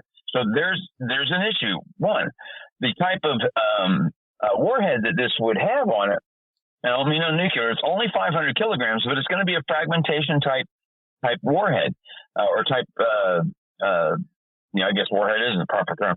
So that's what you're looking at. But tip it with something nuclear. Yeah. And the thing about nuclear is you've got three places to blow up nuclear weapons. One is in space, one is in the air, and one is on the ground. So if you do it in space, you have an EMP pulse you're having to deal with. Yeah. This missile could do that very quickly over a lot of different areas, and you don't need a 500 kilogram warhead to do an EMP pulse that would affect hundreds and hundreds of miles of electronics. That's right. So you have that. But then when you have the air burst, which is normally your most destructive power, and you have this missile coming in at Mach 10, no one's going to be able to track and predict where it's going to go. That's just it. That's just it. And it's the fact of, and once again, we've had a member of the group that for the longest time, whenever I post something about hypersonic missiles or hypersonic armaments, he's like, pew, pew, we got lasers. And it's like, the problem is tracking them. Oh, yeah. You're talking about 10 times the speed of sound. Yeah. So even AI, you're talking about a gimbal fast enough to follow that. With keep in mind too, how much laser powerful enough to not only fire that fast and that focused and that powerful, but to track something, because it's kind of like burning into a piece of metal. Yeah. Well, here's the thing about lasers. Lasers have to stay on target for a specific amount of time to get it to work. Even if it's taking down a small drone, it may take 2 or 3 seconds to melt through the outer shell to get to the electronics package and basically do that. You're normally going to fire it wherever the batteries are. Yeah. So that's how that system works. But those drones are moving at relatively slow speeds. The amount of distance traveled. Now, keep in mind, when the X-43, our hypersonic test platform, which was done on November 14th, 2004. November 14th, 2004. That was the day of the Nimitz thing, but November 16th is when they launched the X-43. So they're 2 days apart. But this missile, in its short time that it flew, was only a few seconds, of its actual powered flight. It went 850 miles. We don't have a laser that fires at things 850 miles away. So you would have to get this right at the point that the trajectory planes out, and it's going to stay a consistent course. It's not doing its up volley. It's not, coming, making any maneuvers. And these things don't really make many maneuvers. You pretty much aim it and shoot it, and it's done. So to stay on that target, and these lasers have an effective range of their power. So you have to actually change the power of the laser while it's firing. Like you said earlier, track the object with a gimbal or what have you, and follow that along. With enough intensity and wattage to either penetrate or heat up the casing enough to destroy the circuitry. Yep. To fry something. And you know what's funny is there's another proposal. I'm not sure exactly. This isn't classified, I don't think. I said, I want you to talk about nothing that you have been read into. And I know that you've been read into quite a bit about what is going on in the Ukraine and stuff like that. I want you to, You're not going to believe this, but one of the teams I'm on, actually Lou Elizondo's on it. Dope, dude. Heck yeah. What up, Louie? I couldn't believe it. Somebody contacted me and said, "Hey, you're not going to believe this." I said, "What's that?" He says, "You know a guy named Lou?" I said, "Guess who you're working with?" I said, "Oh my God, yeah, of course." I know several people named Lou, but it's the only person that someone would contact me about is Elizondo. And next thing I know, he's like telling me, he says, "Yeah, I've been talking to him for the last few hours. You've been brought up a couple of times." And so, okay, well, don't throw me under the bus. But anyway, back to where I was going. A new type of laser where two lasers of different chemical, you have like a gallium arsenide laser. You'll have some other laser of some other chemical bases. So the chemical based lasers effectively are way more powerful than say your ruby diamond or your lasers that everybody's used to seeing, the diode. So these lasers are super powerful. They have them in modified KC-135s, flying around doing what have you, and they've been around for a long time. People don't realize they've been around for a long time. What he's talking about in the Pew Pew is he's thinking that our next generation fighter, maybe the SR-72, will be equipped even the one that I'm showing on right now from National Interest, which is the article talking about could the U.S. military use lasers to kill Russia or China's hypersonic missiles. And they're talking about, computerized gimbal, the computerized turrets, everything else, the General Atomics lasers that are on Navy ships, stuff like that. And to be honest with you, the answer right now is probably no. We just don't. We're just not there yet. This is just me. I haven't even worked on that project, but just from the general knowledge of being around this stuff, no, we're just not there yet. But from that same article, to quote. Of equal or greater concern, hypersonics are no longer something to envision for a distant future. They are now being prototyped, tested, and refined. In short, they are basically here. U.S. weapon developers have put them on the fast track and expect to have operational hypersonic weapons in a few years, if not sooner. And this article is, let's see, what's the published date here? 2019, day before my birthday. There you go. Yeah, birthday news. Woohoo. 2019, 3 years ago, man. 2.5. Wow. To be fair. Well, going back into the 80s when SDI was a thing in the Star Wars, the defense initiative, there was a lot of problems. We had think tanks, and so I got invited to a few. And one of my claims to fame is not fame, but one of the claims that I'll make without revealing anything else is they were talking about putting weapon systems in space, lasers in space, and the amount of power necessary to fire a laser back then was far more than what's needed today. But to do that was almost impossible. I said, well, why put the laser in space when you can fire at, say, a mirror in space and just use the mirror to aim it wherever you want it to go? And it's like, I couldn't believe at that moment that no one had really thought of this. Like, come on, man, just hear me out. And that's why they have think tanks, is because sometimes these people get so wrapped up into whatever they're doing. But here's another tidbit that came out of the Star Wars SDI program back then. One of the subjects brought up was how to disrupt a missile, an incoming missile, without having to hit the missile. You understand the predictive path of where the missile's going to go, and you disrupt the air pattern in front of it. So if you know a missile has been launched and it's going to get to point B, or flying from A to Z, but somewhere along the trajectory is going to go through these other points, but it's going to hit, say, point E or whatever point you want to call it, that if you fire lasers at that area, especially if you fire two competing lasers from two different directions towards each other, and you create some sort of plasma effect or whatever it is you got to do for that certain area of the atmosphere to disrupt it enough, you would only have to disrupt the motion of a incoming trajectory of the object, not too much to get it to go off target. Now, granted, it's still going to do probably its job and maybe blow up over somewhere that might even be worse. But you would get into the mind of the other country knowing that they are not going to hit the targets that they intended to hit. So anything you can do to disrupt the trajectory of an object flying through space or flying through air, using whatever medium or power you have possible, is something to be done.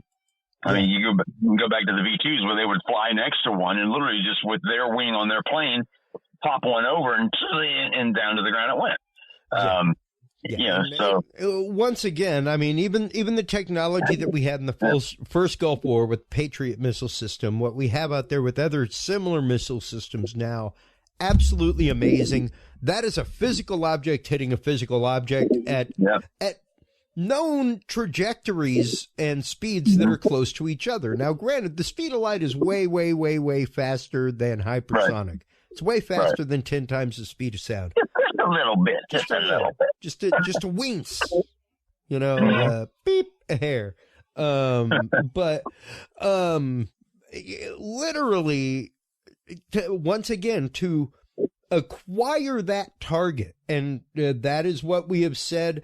The whole reason for the speed of the Tic Tac, close to 10,000 miles an hour. Interesting how they are able to detect that. Yeah. With their passive radar, stuff like that. These were all tests to test these capabilities of detection. Now, once again, without being able to detect at the point of launch, we're pretty close to about, 20%, 25% left of too late. Yeah, and when you've got a MiG-31 that's firing this thing, you're taking a missile that is faster than anything. Period. I mean, it's hugely incredibly fast. I mean, they some of the missiles that they fired actually have gone up to 27 times the speed of sound. That is the speed of being in orbit. So these things can, and this is Russia's test. It's not our test. They've actually tested objects when we track them at 27 times the speed of sound. And that happens to be the same speed shuttle was coming in at. And, anything in low Earth orbit is going at 17.5, and that's about 27 times the speed of sound. So you don't have a lot of time to react. So if you've got a MiG-31 that's hanging off station going in orbit somewhere, not in orbit in space, but orbit, how planes orbit certain areas. And it's standing off, say 25 to say 50 miles. There's a snowball chance in hell that you're going to stop that missile coming off that thing. But the problem is that once Ukraine or any country sees that missile fired enough, they will realize at a certain point, it's really no more damaging than some of their other missiles. And in fact, it's probably less. They spend more money firing that missile, and Russia doesn't have a whole lot of money. So you're not going to see these things flying out of there like hundreds of them at a time. And that's the thing. They're relatively cheap to produce compared to some other systems that are out there. Yeah. But in the overall scheme of things, they would be far better off launching their other weapons. The problem is they need to get more accurate, and they need to stop going after these civilian targets.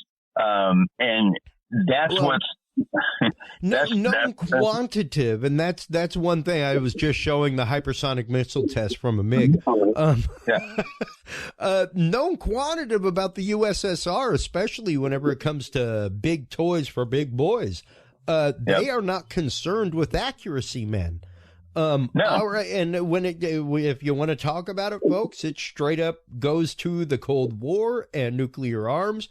Our weapons were 10 times more accurate. They were like, what's the point? Ours are 10 times more powerful. Mm-hmm. So if we miss by 10 miles, we still destroy the 10 miles. And keep in mind, they're using cluster type ammunitions. I mean, Russia is famous for using cluster ammunitions. Yeah. Because, they're not going to be super accurate. It's not like us where we're putting bombs down a specific elevator shaft and making it blow up on a certain floor of a certain building. With grace. They don't care about that. No. And prime example, once again, go back to the cosmonaut program. We spent millions of dollars. One of my favorite quotes, and I don't even know if it's a real quote, is you already know what I'm going to say. We spent NASA spends millions of dollars to find a ballpoint pen that'll write in zero gravity.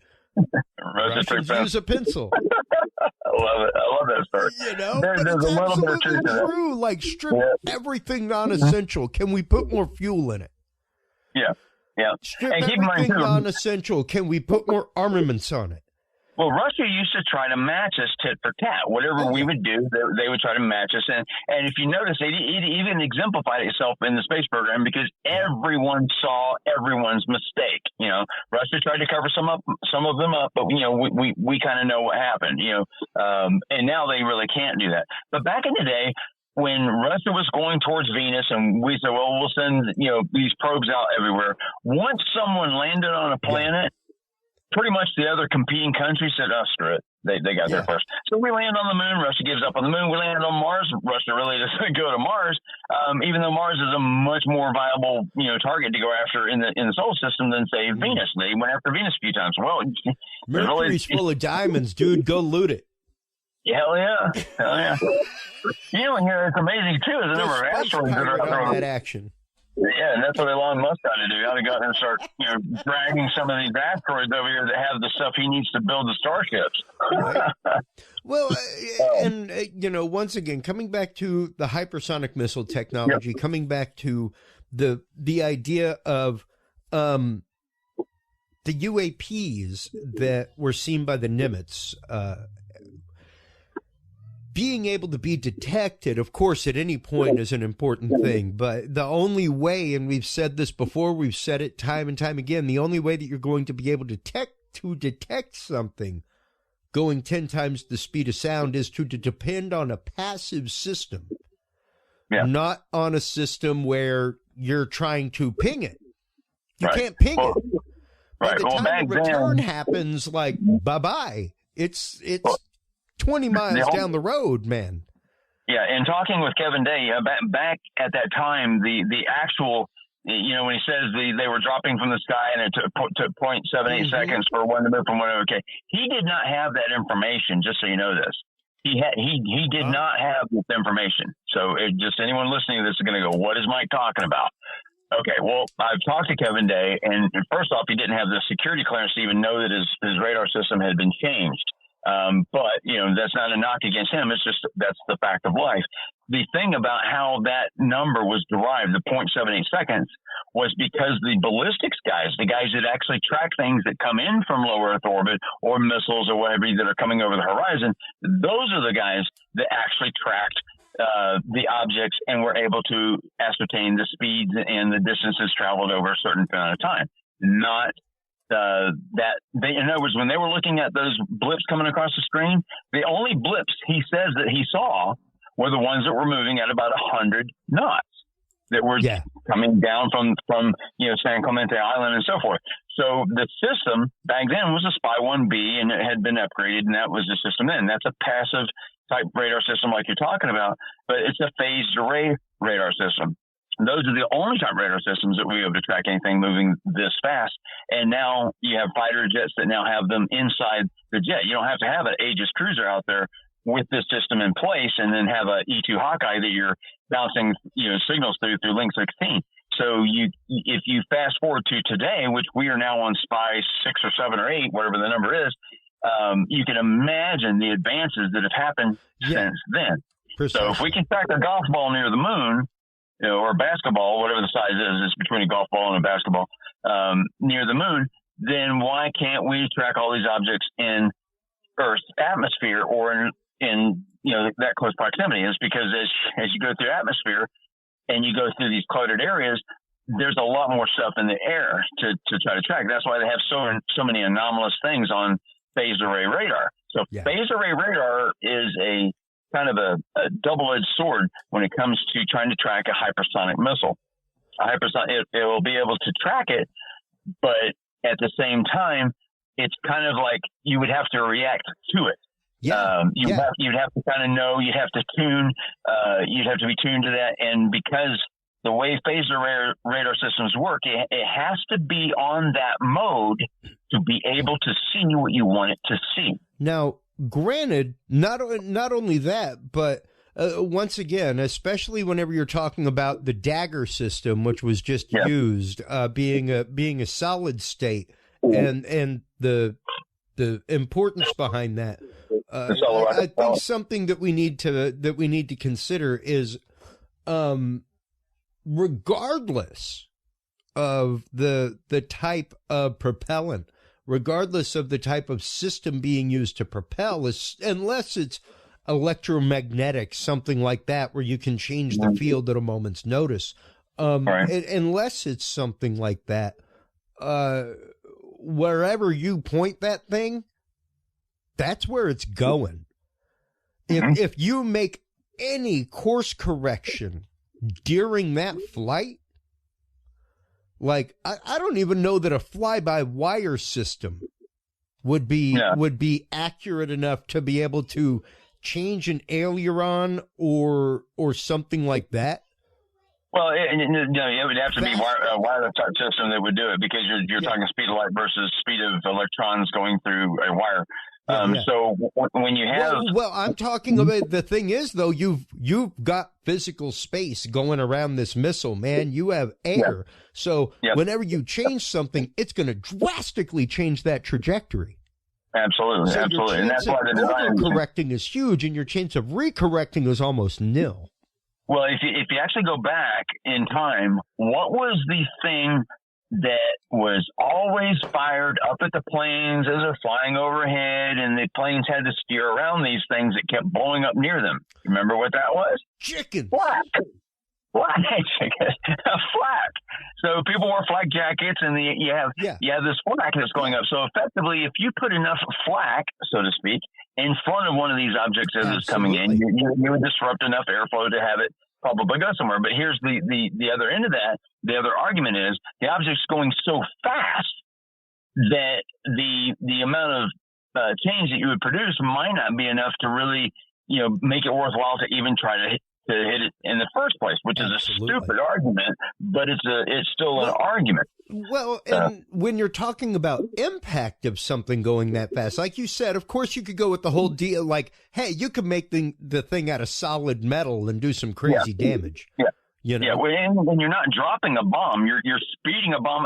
Think about the kinetic energy that's involved with these things. Well, if you drop a 1 pound ball from a plane, it's going to hit at, say, 1 G as it's the ground. It's still going to basically be a 1 pound ball. But when you accelerate this object up to 10 times the speed of sound, and your weapon payload is 500 kilograms. Yeah. So that's 500 kilograms at 2.2 pounds per kilogram. That's a lot. And that's what I was going to say is, number one, yes, hitting a solid object, that's a lot. It's a huge amount. Explosive-wise or just kinetic energy-wise. However, if you were to explode that prior to impact, that is what this actually is. It's a HE fragmentation type system that it uses. Would actively have numerous projectiles going at that speed and faster.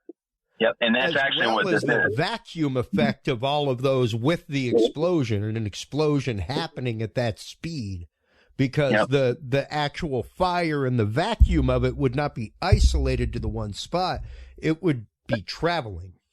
Yep, and the amount of kinetic energy at that point hitting that object would effectively, destroy the whatever the target is. It basically would obliterate it, as we saw in the video. But that's the key thing about Russia, is they've realized that it's a lot easier for them, because it's such a cash-strapped country, to make a bunch of fragmentation type weapon systems that don't have to be super accurate. Just make the carrier, whatever the missile is, make it accurate, and then once it gets near the target, just let them go. Like, even if it was just filled with BBs, I mean, it would still be a huge problem. My God, Mike. Yeah. The horrifying thought just came into my head. Exactly what I was talking about earlier before I had you on. Did the Ukraine come in to maybe the whole reason that Russia came into the Ukraine and attacked these nuclear facilities was to possibly squirrel away nuclear remnants from Chernobyl, things like that, to either sell on the black market and make a dirty bomb, or some kind of technology similar to that, which would please the oligarchs, be able to be sold on the black market. No, screw the ruble, you're getting your money anyway, fella. You know what I mean? Real James Bond type stuff here, like straight up GoldenEye scenario. Yeah. But good Lord have mercy, man. What if they were using this kind of technology in conjunction as a dirty bomb platform? Well, just 1 milligram of plutonium is enough to basically wipe out the entire population of Florida. That is such a frightening concept of delivery. Right. That goes beyond like, hey, let's put it in a cigar box underneath a bus. Right. Anything like that. Because, much like an EMP, the worst thing to do with it is explode it over the population, not in it. Right, and that's what stopped a lot of the some of the launches that were using nuclear powered power plants to power these type probes that were sending around the solar system and stuff. But they've proven time and time again that that's a safe way to do it. But each of our ports has plutonium and radiation detectors. As a ship comes in, these things are highly scanned. I can't say how they're scanned or what actual apparatus. That's the thing, though, is they have no need to hit a port. Yeah, agreed. That's just the way the system is used today. Launched by a MiG. Yep, and we kind of know the locations of the accessible. I'm trying to word this properly so I don't get in trouble. Okay. Of the accessible radioactive components that are necessary to build some of these things. Yeah. And obviously Iran is a classic. They're probably. I would say Iran would be the first one that would be a suspect on this than most other countries. And that's why we had such a problem with them. We actually had built a device that was in their nuclear facilities that we shut down remotely, stop them from being able to make things. That's also why we don't sell them in any ways to enrich or enhance the uranium that they have, which is obviously a lot of no need for that when it's sitting inside of a storage facility inside of a dead reactor from a nuclear accident 30 plus years ago. Yeah. And essentially, Russia was in control of that reactor back then.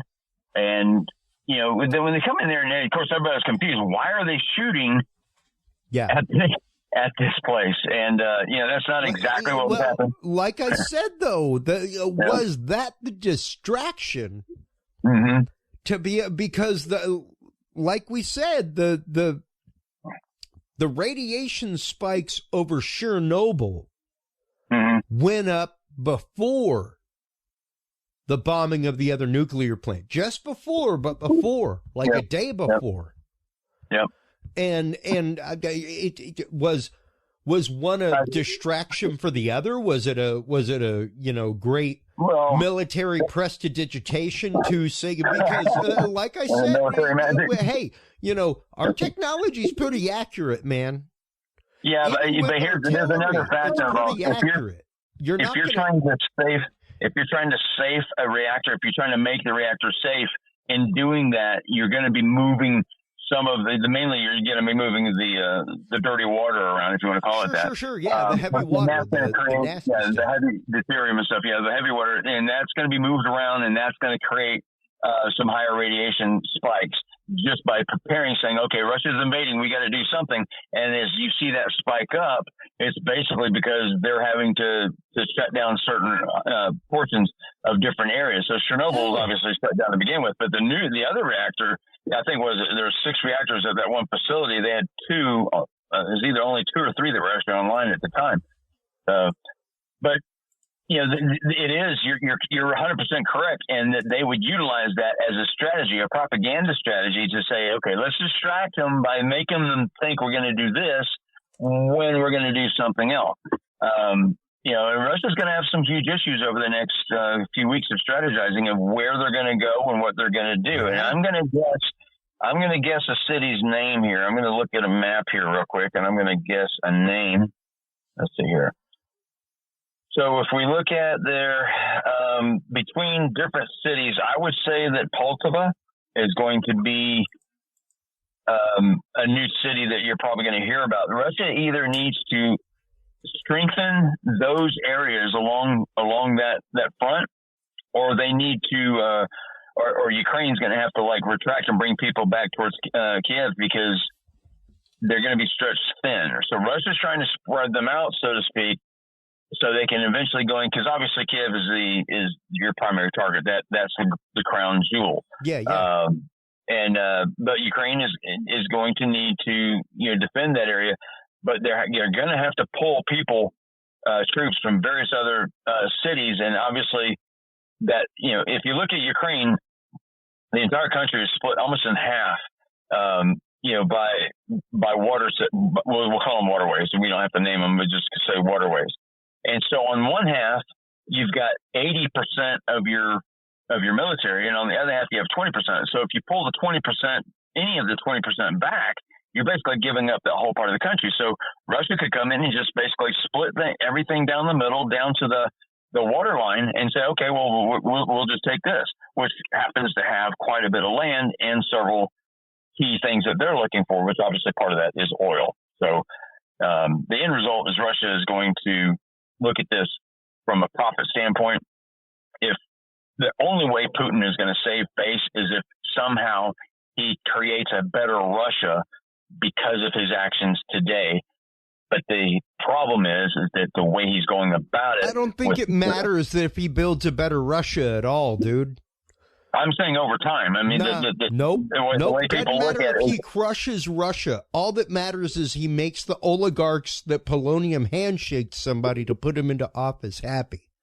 That's all that matters. He has to feed the bulldog, period. Yeah, that's agreed. That's actually who I was more or less referring to. Is he has to appeal. He has to make this make sense. And when he first went into office, each time, and keep in mind, Russia has gone through dramatic changes each time a new individual went into office. I mean, these people are not there for 4 years and gone. I mean, how many have we had? 5 since the early 1900s? Yeah, that's it. So we've had 40, 30 whatever presidents. So that's another scenario to look at, is where is the end game? What is he trying to pull off here?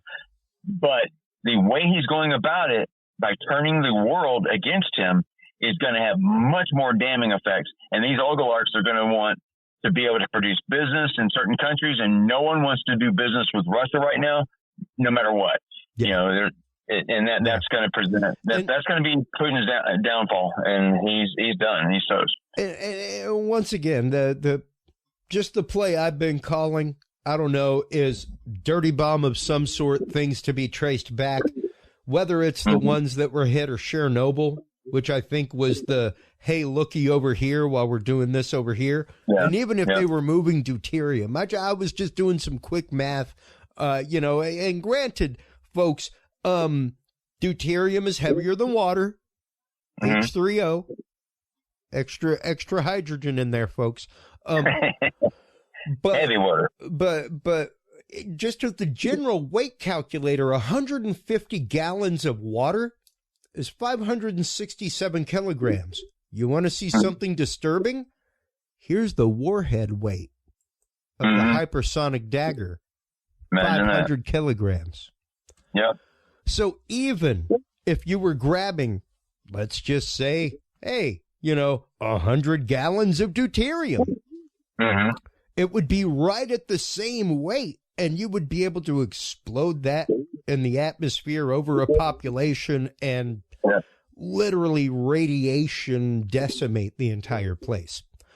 Without using plutonium or anything like that, something that wouldn't nearly It would still make everybody sick. It would still do some crazy stuff, but it wouldn't like salt the earth. You know what I mean? It wouldn't make the place like to use a phrase, like a Chernobyl. Yeah. Well, when it comes to nuclear fallout and stuff like this, we can trace back. We've had such a good database of being able to trace back where things are from. If someone, even deuterium, no matter where it came from, we can pretty much tell you exactly where it came from. We can find out exactly, and that's what I'm saying is that we will see a dirty bomb somewhere. We will see something happen, and those isotopes will be traced back to one of these reactors. And that's why it's so important to guard this stuff, because someone could come in and steal just a little bit from you and go blow it up somewhere else and then go, we just traced this back to this other country. And you don't even need the spent fuel rods. All you need is the water that they've been chilling in. That's exactly. And all kinds of damage can be done. And like I said, artillery is pretty accurate. The odds of them accidentally hitting not just one but two nuclear plants, no, man. That was purposefully done. That was done with intention. And they were strategically hit in a way that they could be recovered. Not only recovered for use, but that things could be recovered. Yep, exactly. So, and just reiterate, from a psychological standpoint, keep in mind most of these countries, especially a country like Russia or China or some of the larger countries, the larger militaries, they will utilize, because they know the United States is they're not going to be able to compare to us with virtually any weapon system. So they have to go out to these dirty type, weapon systems to try to use them, or to elude that they're going to use them, or at least test them so it looks like they're going to use them, to make us spend a whole bunch of money trying to come up with some sort of defense system that can be utilized against that weapon system, the dirty bomb or whatever. So we spend all this money, time, and research and all these different things to keep defending against things that we believe that they're going to be making or producing. And in reality, sometimes we wonder, well, why doesn't the U.S. have a this or a that? Well, the reason we don't have a this or a that is because we knew that the other country, what they were doing was either so bogus or was so inaccurate that it wouldn't make any difference what we did, that they would probably have an issue with their weapon system to begin with, and why they'd even make it operational, we don't even know. Well, so we wait until there's actually a real reason to do it. And good God, like I've said, the whole thing with ATIP, the footage, limits, all of that. My God, it's so close, especially the holographic technology, things like that. It is so close to Project Bluebeam. And to think that they would be able to sneak a dirty bomb like this and decimate a population, that would be the perfect reason for somebody or something to come in and intervene and go, whoa, whoa, whoa, not again. Whoa, whoa, whoa, not again. We could broadcast effectively by exciting the molecules of air and making those molecules actually into a speaker. Those type of systems. Keep in mind, when you go way back in time when gunpowder was first invented, and the reasons for its use was to amuse and to scare. It was amused to scare. It was used by the magicians. It was used in in magic tricks and stuff like that. It was a novelty. It was there to scare off evil demons. Exactly. And the Chinese, effectively, that's where gunpowder comes from, is they would load these into rockets and explode them over a community just to scare them. They had no way of figuring out that they could actually, weaponize this into a way that would really do something. So, you fast forward, obviously that's totally different today, but if a similar, there's so many other technologies that can be utilized that would be as visually stunning. Shock and awe takes on a whole new level when you are talking about right over downtown Russia. Just put a hologram right over downtown Russia and say, everyone, we're the United States, blah, blah, blah. Whatever they want to say. Not just one that can be seen, but one that can be touched. Yeah. One that can be touched. Have some haptic feedback from the thing. Hell yeah. Yeah. Yeah. You know, I mean, this is the technology that we actively have, folks. We're not playing about it. It is active, touchable, 3D holograms, things like that. It's here. It's pretty phenomenal. And on large scale, even in small scale, I mean, I've got some small scale stuff coming up on the screen here in just a second, but. Well, pull up the globe. There should be a globe on there that DARPA had. I don't know if it's actually released yet, but that globe, I was there before they added the ability to reach up and touch it and spin it. They were using lasers that would track your hand motions and stuff. But now, which I haven't seen this version of it, I just saw the globe. The globe was 18 feet, I think, in diameter, and you could zoom and all kinds of stuff. It was like having Google Earth, but as a hologram. It was just really freaking cool. So, but now that they have the haptic type feedback, is that when you apparently, which I haven't done yet, I'll openly admit it, when you touch it, you get the tactile feedback, meaning that you could sense by pressure on your hand from it's weird how it does it. It explodes. It's not weird how it does it. It's not, because when we actively just had the conversation with Kathleen Martin from MUFON this last week, man, where she was talking about physicists that she talked with. How many times have we had the conversation privately, Mike, about it? We're sharing electron shells, man. Yeah. Anything that you are physically touching by all means of physics is not physically there. It is a repulsion of electrons. Right. And we should pass right through each other if we wanted to. It is 90% empty space. All you have to have is frequency and phase in order for them to interact or pass through each other. Go read the Flash. Experiment. Go read some DC comics, folks. That's or just watch Philadelphia Experiment. That's how sailors end up inside the decks of ships too in Philadelphia. Oh, dude, that's a creepy scene. But that is frozen in my mind from when I was like 10 years old to this day. But it's real. It's real technology, and we are at a point now where we can't, we have pictures of atoms. My God. IBM spelled their name in atoms. That was when I was in 8th grade.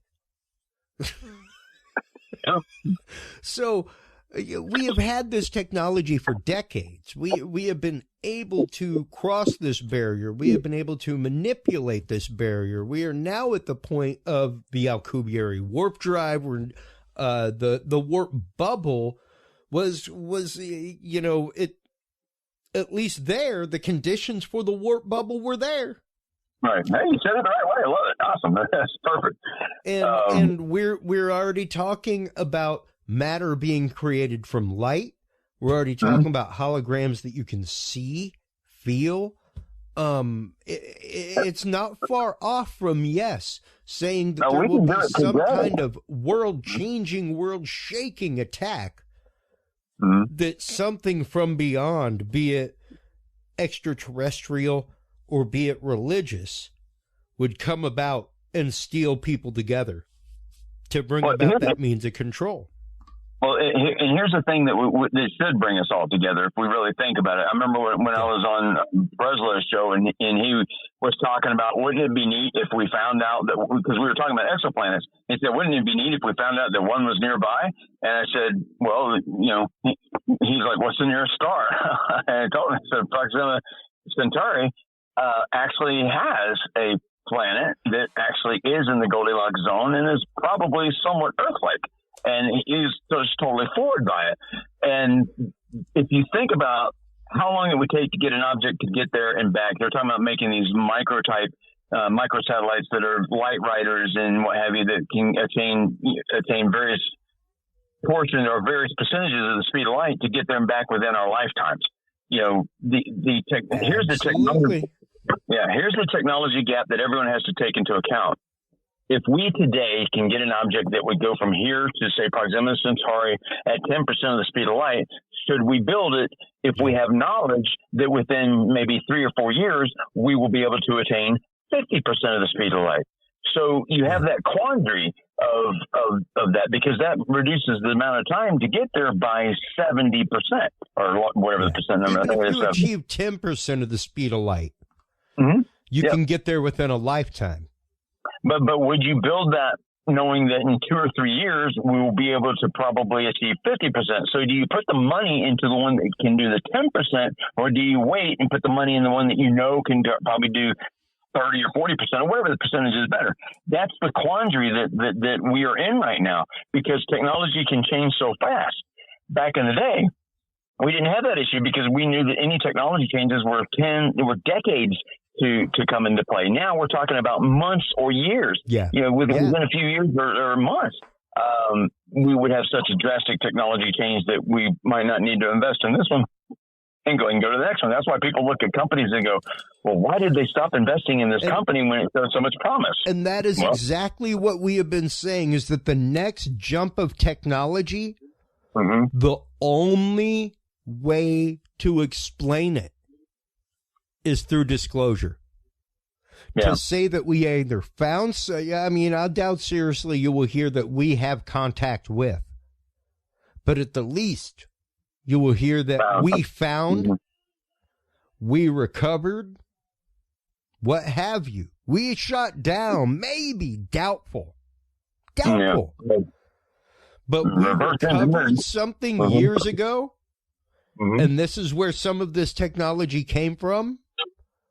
And we've given it to private corporations like IBM, things like that. And, literally what you see in Terminator 2, where they open up a vault and it's like, yep, here's the hand. Here's the microprocessor. That's what led to the computers we have. Things like that. Exactly what Philip Corso said before he passed. That kind of stuff. I definitely think that once again, the disclosure and the whole reason for the UAPs, all that is, and even this is the fact of the hypersonic missiles, this, folks, is the fact that it's the only way that we will be able to explain the next leap in technology that comes to stop things like hypersonic missiles. Right. It's the only way. Pardon my conspiracy filters on my eyes while I say that.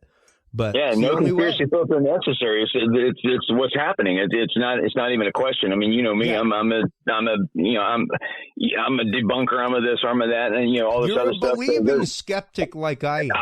Absolutely, and a purposeful skeptic. Like I am. And I want to believe in so many other things. It's like a lot of people say, well, you don't believe in UFOs, you don't believe in aliens. I said, no, I believe in them. And they're like, well, why can't you accept this? I said, because when I do finally accept it, I want to make double damn certain that it actually is what, because you and I have both been so disappointed before, where we saw one thing and said, wow, that's awesome. And then come to find out it's a balloon or it's a this or it's a that. Well, and like Carl Sagan said, extraordinary claims require extraordinary proof. Yeah, exactly. And even myself, as an experiencer of the paranormal, even I would say, at least in my frame of reference, an experiencer of the divine.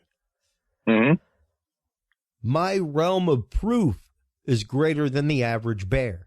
Exactly. And I'm an experiencer too. I have my UFO experience with my mom. I've got my ghost experience with my mom again. And I think there's a common denominator here. You've got your military experience and your intelligence experience and your being read into things experience that tell you something stinks on ice. Yeah. Something just don't add up. It doesn't. And then you have to wonder, because when they start coming back and they start bringing in, guys, that have been out for a while, and they're like, okay, it's something has happened or something's happening to where technology from 10, 20, 30 years ago, just like the time I went to SpaceX and helped you with that object I told you I helped with.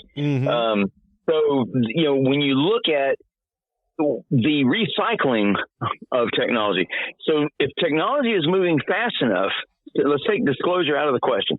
If technology is moving fast enough to where a person who just doesn't really pay attention to things, you go to Best Buy once every 2-3 years, right? And this guy goes into Best Buy after 2-3 years. And I'm saying that because I'm looking across the street at a Best Buy. My God, I haven't been there in a decade, literally. Yeah, it is why. It's like we can get it all online, right? So when somebody walks into the store and they see all this crazy stuff, it's like, wow, I never even knew there was a need for this. And then here's this thing that solves all these problems, what have you. And your mind starts to wonder, is the disclosure such a soft disclosure that we're not even going to realize that it even happened? I think it's going to be such a shift that we have to realize it's happening. But if technology is changing so fast, if technology keeps changing as rapid as it is, what's coming to stop things like this? Yeah, the technology that it will commonly take to alleviate the fear of something like this is something on a different level, Mike. Well, it's like the Israelis; they live with the Iron Dome. They have that there. We don't have that. We have detection systems, but we don't have an Iron Dome. So all of the money that this country has spent, wouldn't you look towards Israel and go, wow, that might have been a better way to spend our money. But who knows? Yeah. Who knows? And, I mean, we'll see. I mean, we're a much bigger country. So I get that. We're a much bigger country. And once again, to bring it back before we cut it off, pew, pew. It's a pew pew. Pew pew pew pew. Yeah. I'm your comic relief. That's it. God, I'll miss you, man. Hey, you too, brother. We need to hang out sometime. Oh, actually, Absolutely. I'm going to be in Florida for 14 days. When? Coming up in June. Or no, May. I'll be in Phoenix, My probably. God, man, if the dude that booked me for the gig is listening, he's going to be like, June, you better check your calendar, son. Man. But yeah, one of my annual events is back, so I'll be in the Orlando area. We definitely need to hook up, my man. Definitely. I may be going back. We'll have some sushi and scotch and cause some trouble. That'll work. If I'm still here, by all means. If not, I'm heading to Phoenix probably here before too long, and I will be passing by you. I've got a show in Phoenix, all kinds of stuff. But let's definitely keep in touch off air, as we always do. But let's keep in touch on here. I think people would like to listen to that. Well, and we need to definitely, once again, as we always say, make this much more regular, which we have. This is already your second appearance on Curious Realm. We could have like Turber Tuesdays. But the show is every Tuesday, Mike. I know. We could have the Turber report. Yeah, there you go. If you want to put together a Turber report, like a little 3-minute report about stuff going on in that kind of community, things like that, and send it to me from 5x5 News, we'll air it every week, man. You know what? That's a good idea. I'll piece something together for you. It'll get you motivated to doing more stuff for 5x5 News. Which, before we let you go, shameless self-promotion time, Michael. Go. Absolutely. If you want to see what I do, which the last few months has been a lot, but behind the scenes, you've got to check me out, 5x5 News. Just search for 5x5 News or head over to YouTube, youtube.com/5x5 News US. That's how you can basically find me. Also on Twitter is 5x5 News. Basically, we're the only 5x5 News out there, so just do that, and you'll see some of the stories that we're staying up on. So if you're interested in Tiger King, the UFOs, Afghanistan, or what Tiger King, whatever else I'm working on, by all means, even talk to me. I mean, I'm not hard to get a hold of, and sometimes I like talking to people just out of the clear blue. So yeah, you don't exactly hide. No, I don't. No, I don't. You're not a hidden individual. You are pretty public. You're pretty out there. You're like me. You're loud and proud. That's why I was saying you needed to listen to the 38 Special song. Oh yeah, Stone Cold Believer. I think it will be an anthem for you, just like it is for me. It's now my hype song. It's my hype song. If I'm going to walk onto stage to something, I'd love to walk onto stage to Not let the bodies hit the floor. That's me right there. That's me. No. I would say something along the lines of like Alan Parsons' project, but unfortunately the Chicago Bulls just snatched those rights. Ain't nobody ever using it again. But Stone Cold Believer, straight up. Go listen to it. Great lyrics, Absolutely. folks. I'll do the lyrics version so I can read that for you, buddy. Thanks so much, my friend, as always, for coming on as a Minuteman on a moment's notice. All I ever have to do is drop a line, and it's funny that I did because I dropped a line a couple days ago like, hey, I'm going out of town for a week. Got to have a pre-recorded episode. You want to get together? I know you're doing some Tiger King stuff that we've talked about. I know you've done some Ukraine stuff that we've talked about. Let's get together and talk. And you were like, okay. And then literally between the time that we talked and the time that we hit record, just a couple hours. Things went hypersonic. Oh, that's right. Yeah, that's very true. That's very true. And I was like, I literally texted you hashtag gear change. Yep. You know, because like if that ain't a grind of the gears and a pivot on the road, that's a bat turn, son, is what that is. That's definitely something new that people weren't expecting. I don't think many people were expecting that's like that. Deploy the bat chute, you know. Sure. So, Mike, thanks as always, my man. Take care of yourself. Keep yourself safe. Keep your head on a swivel while you're out there. Hold the line while we close things out. While you're online checking everything out from 5x5 News, everybody, make sure to stop on by the Curious Realm. Curious Realm is the home of the Curious Realm, curiousrealm.com. Stop on by curiousrealm.com/store. We have an events page up as well. The store is where you can get all of the books from our guests, everything else. Fantastic stuff, especially the books by Kathleen Marden. I fully intend for everybody attending the MUFON conference to buy an additional copy of her book and have her sign it and give it away and a drawing at the MUFON conference. So make sure to stop on by there. Check out our events page. That is where you will get to see all of the events that we are sponsoring, that we will be doing live streams from, where you can tune in on curiousrealm.com/live. Take care, everybody. Take care of yourselves. Take care of each other. And remember, stay curious. We'll see you next week. Take care. Bye-bye. Thank you for tuning into this episode of The Curious Realm. Stay tuned for more guests, forbidden topics, and hidden truths. Download the official Curious Realm app and view the Knowledge Vault on our website, curiousrealm.com. Follow us on social media by searching Curious Realm. Curious Realm is available on your favorite podcast services, as well as YouTube, Roku, Amazon Fire, and Apple TV through the APR TV app, available on all app markets. Curious Realm is a proud member of the HC Universal Network family of podcasts. For more great content or to become a sponsor of Curious Realm or other podcasts, visit hcuniversalnetwork.com today. Thanks for listening. Stay curious. And remember, the other side is always watching.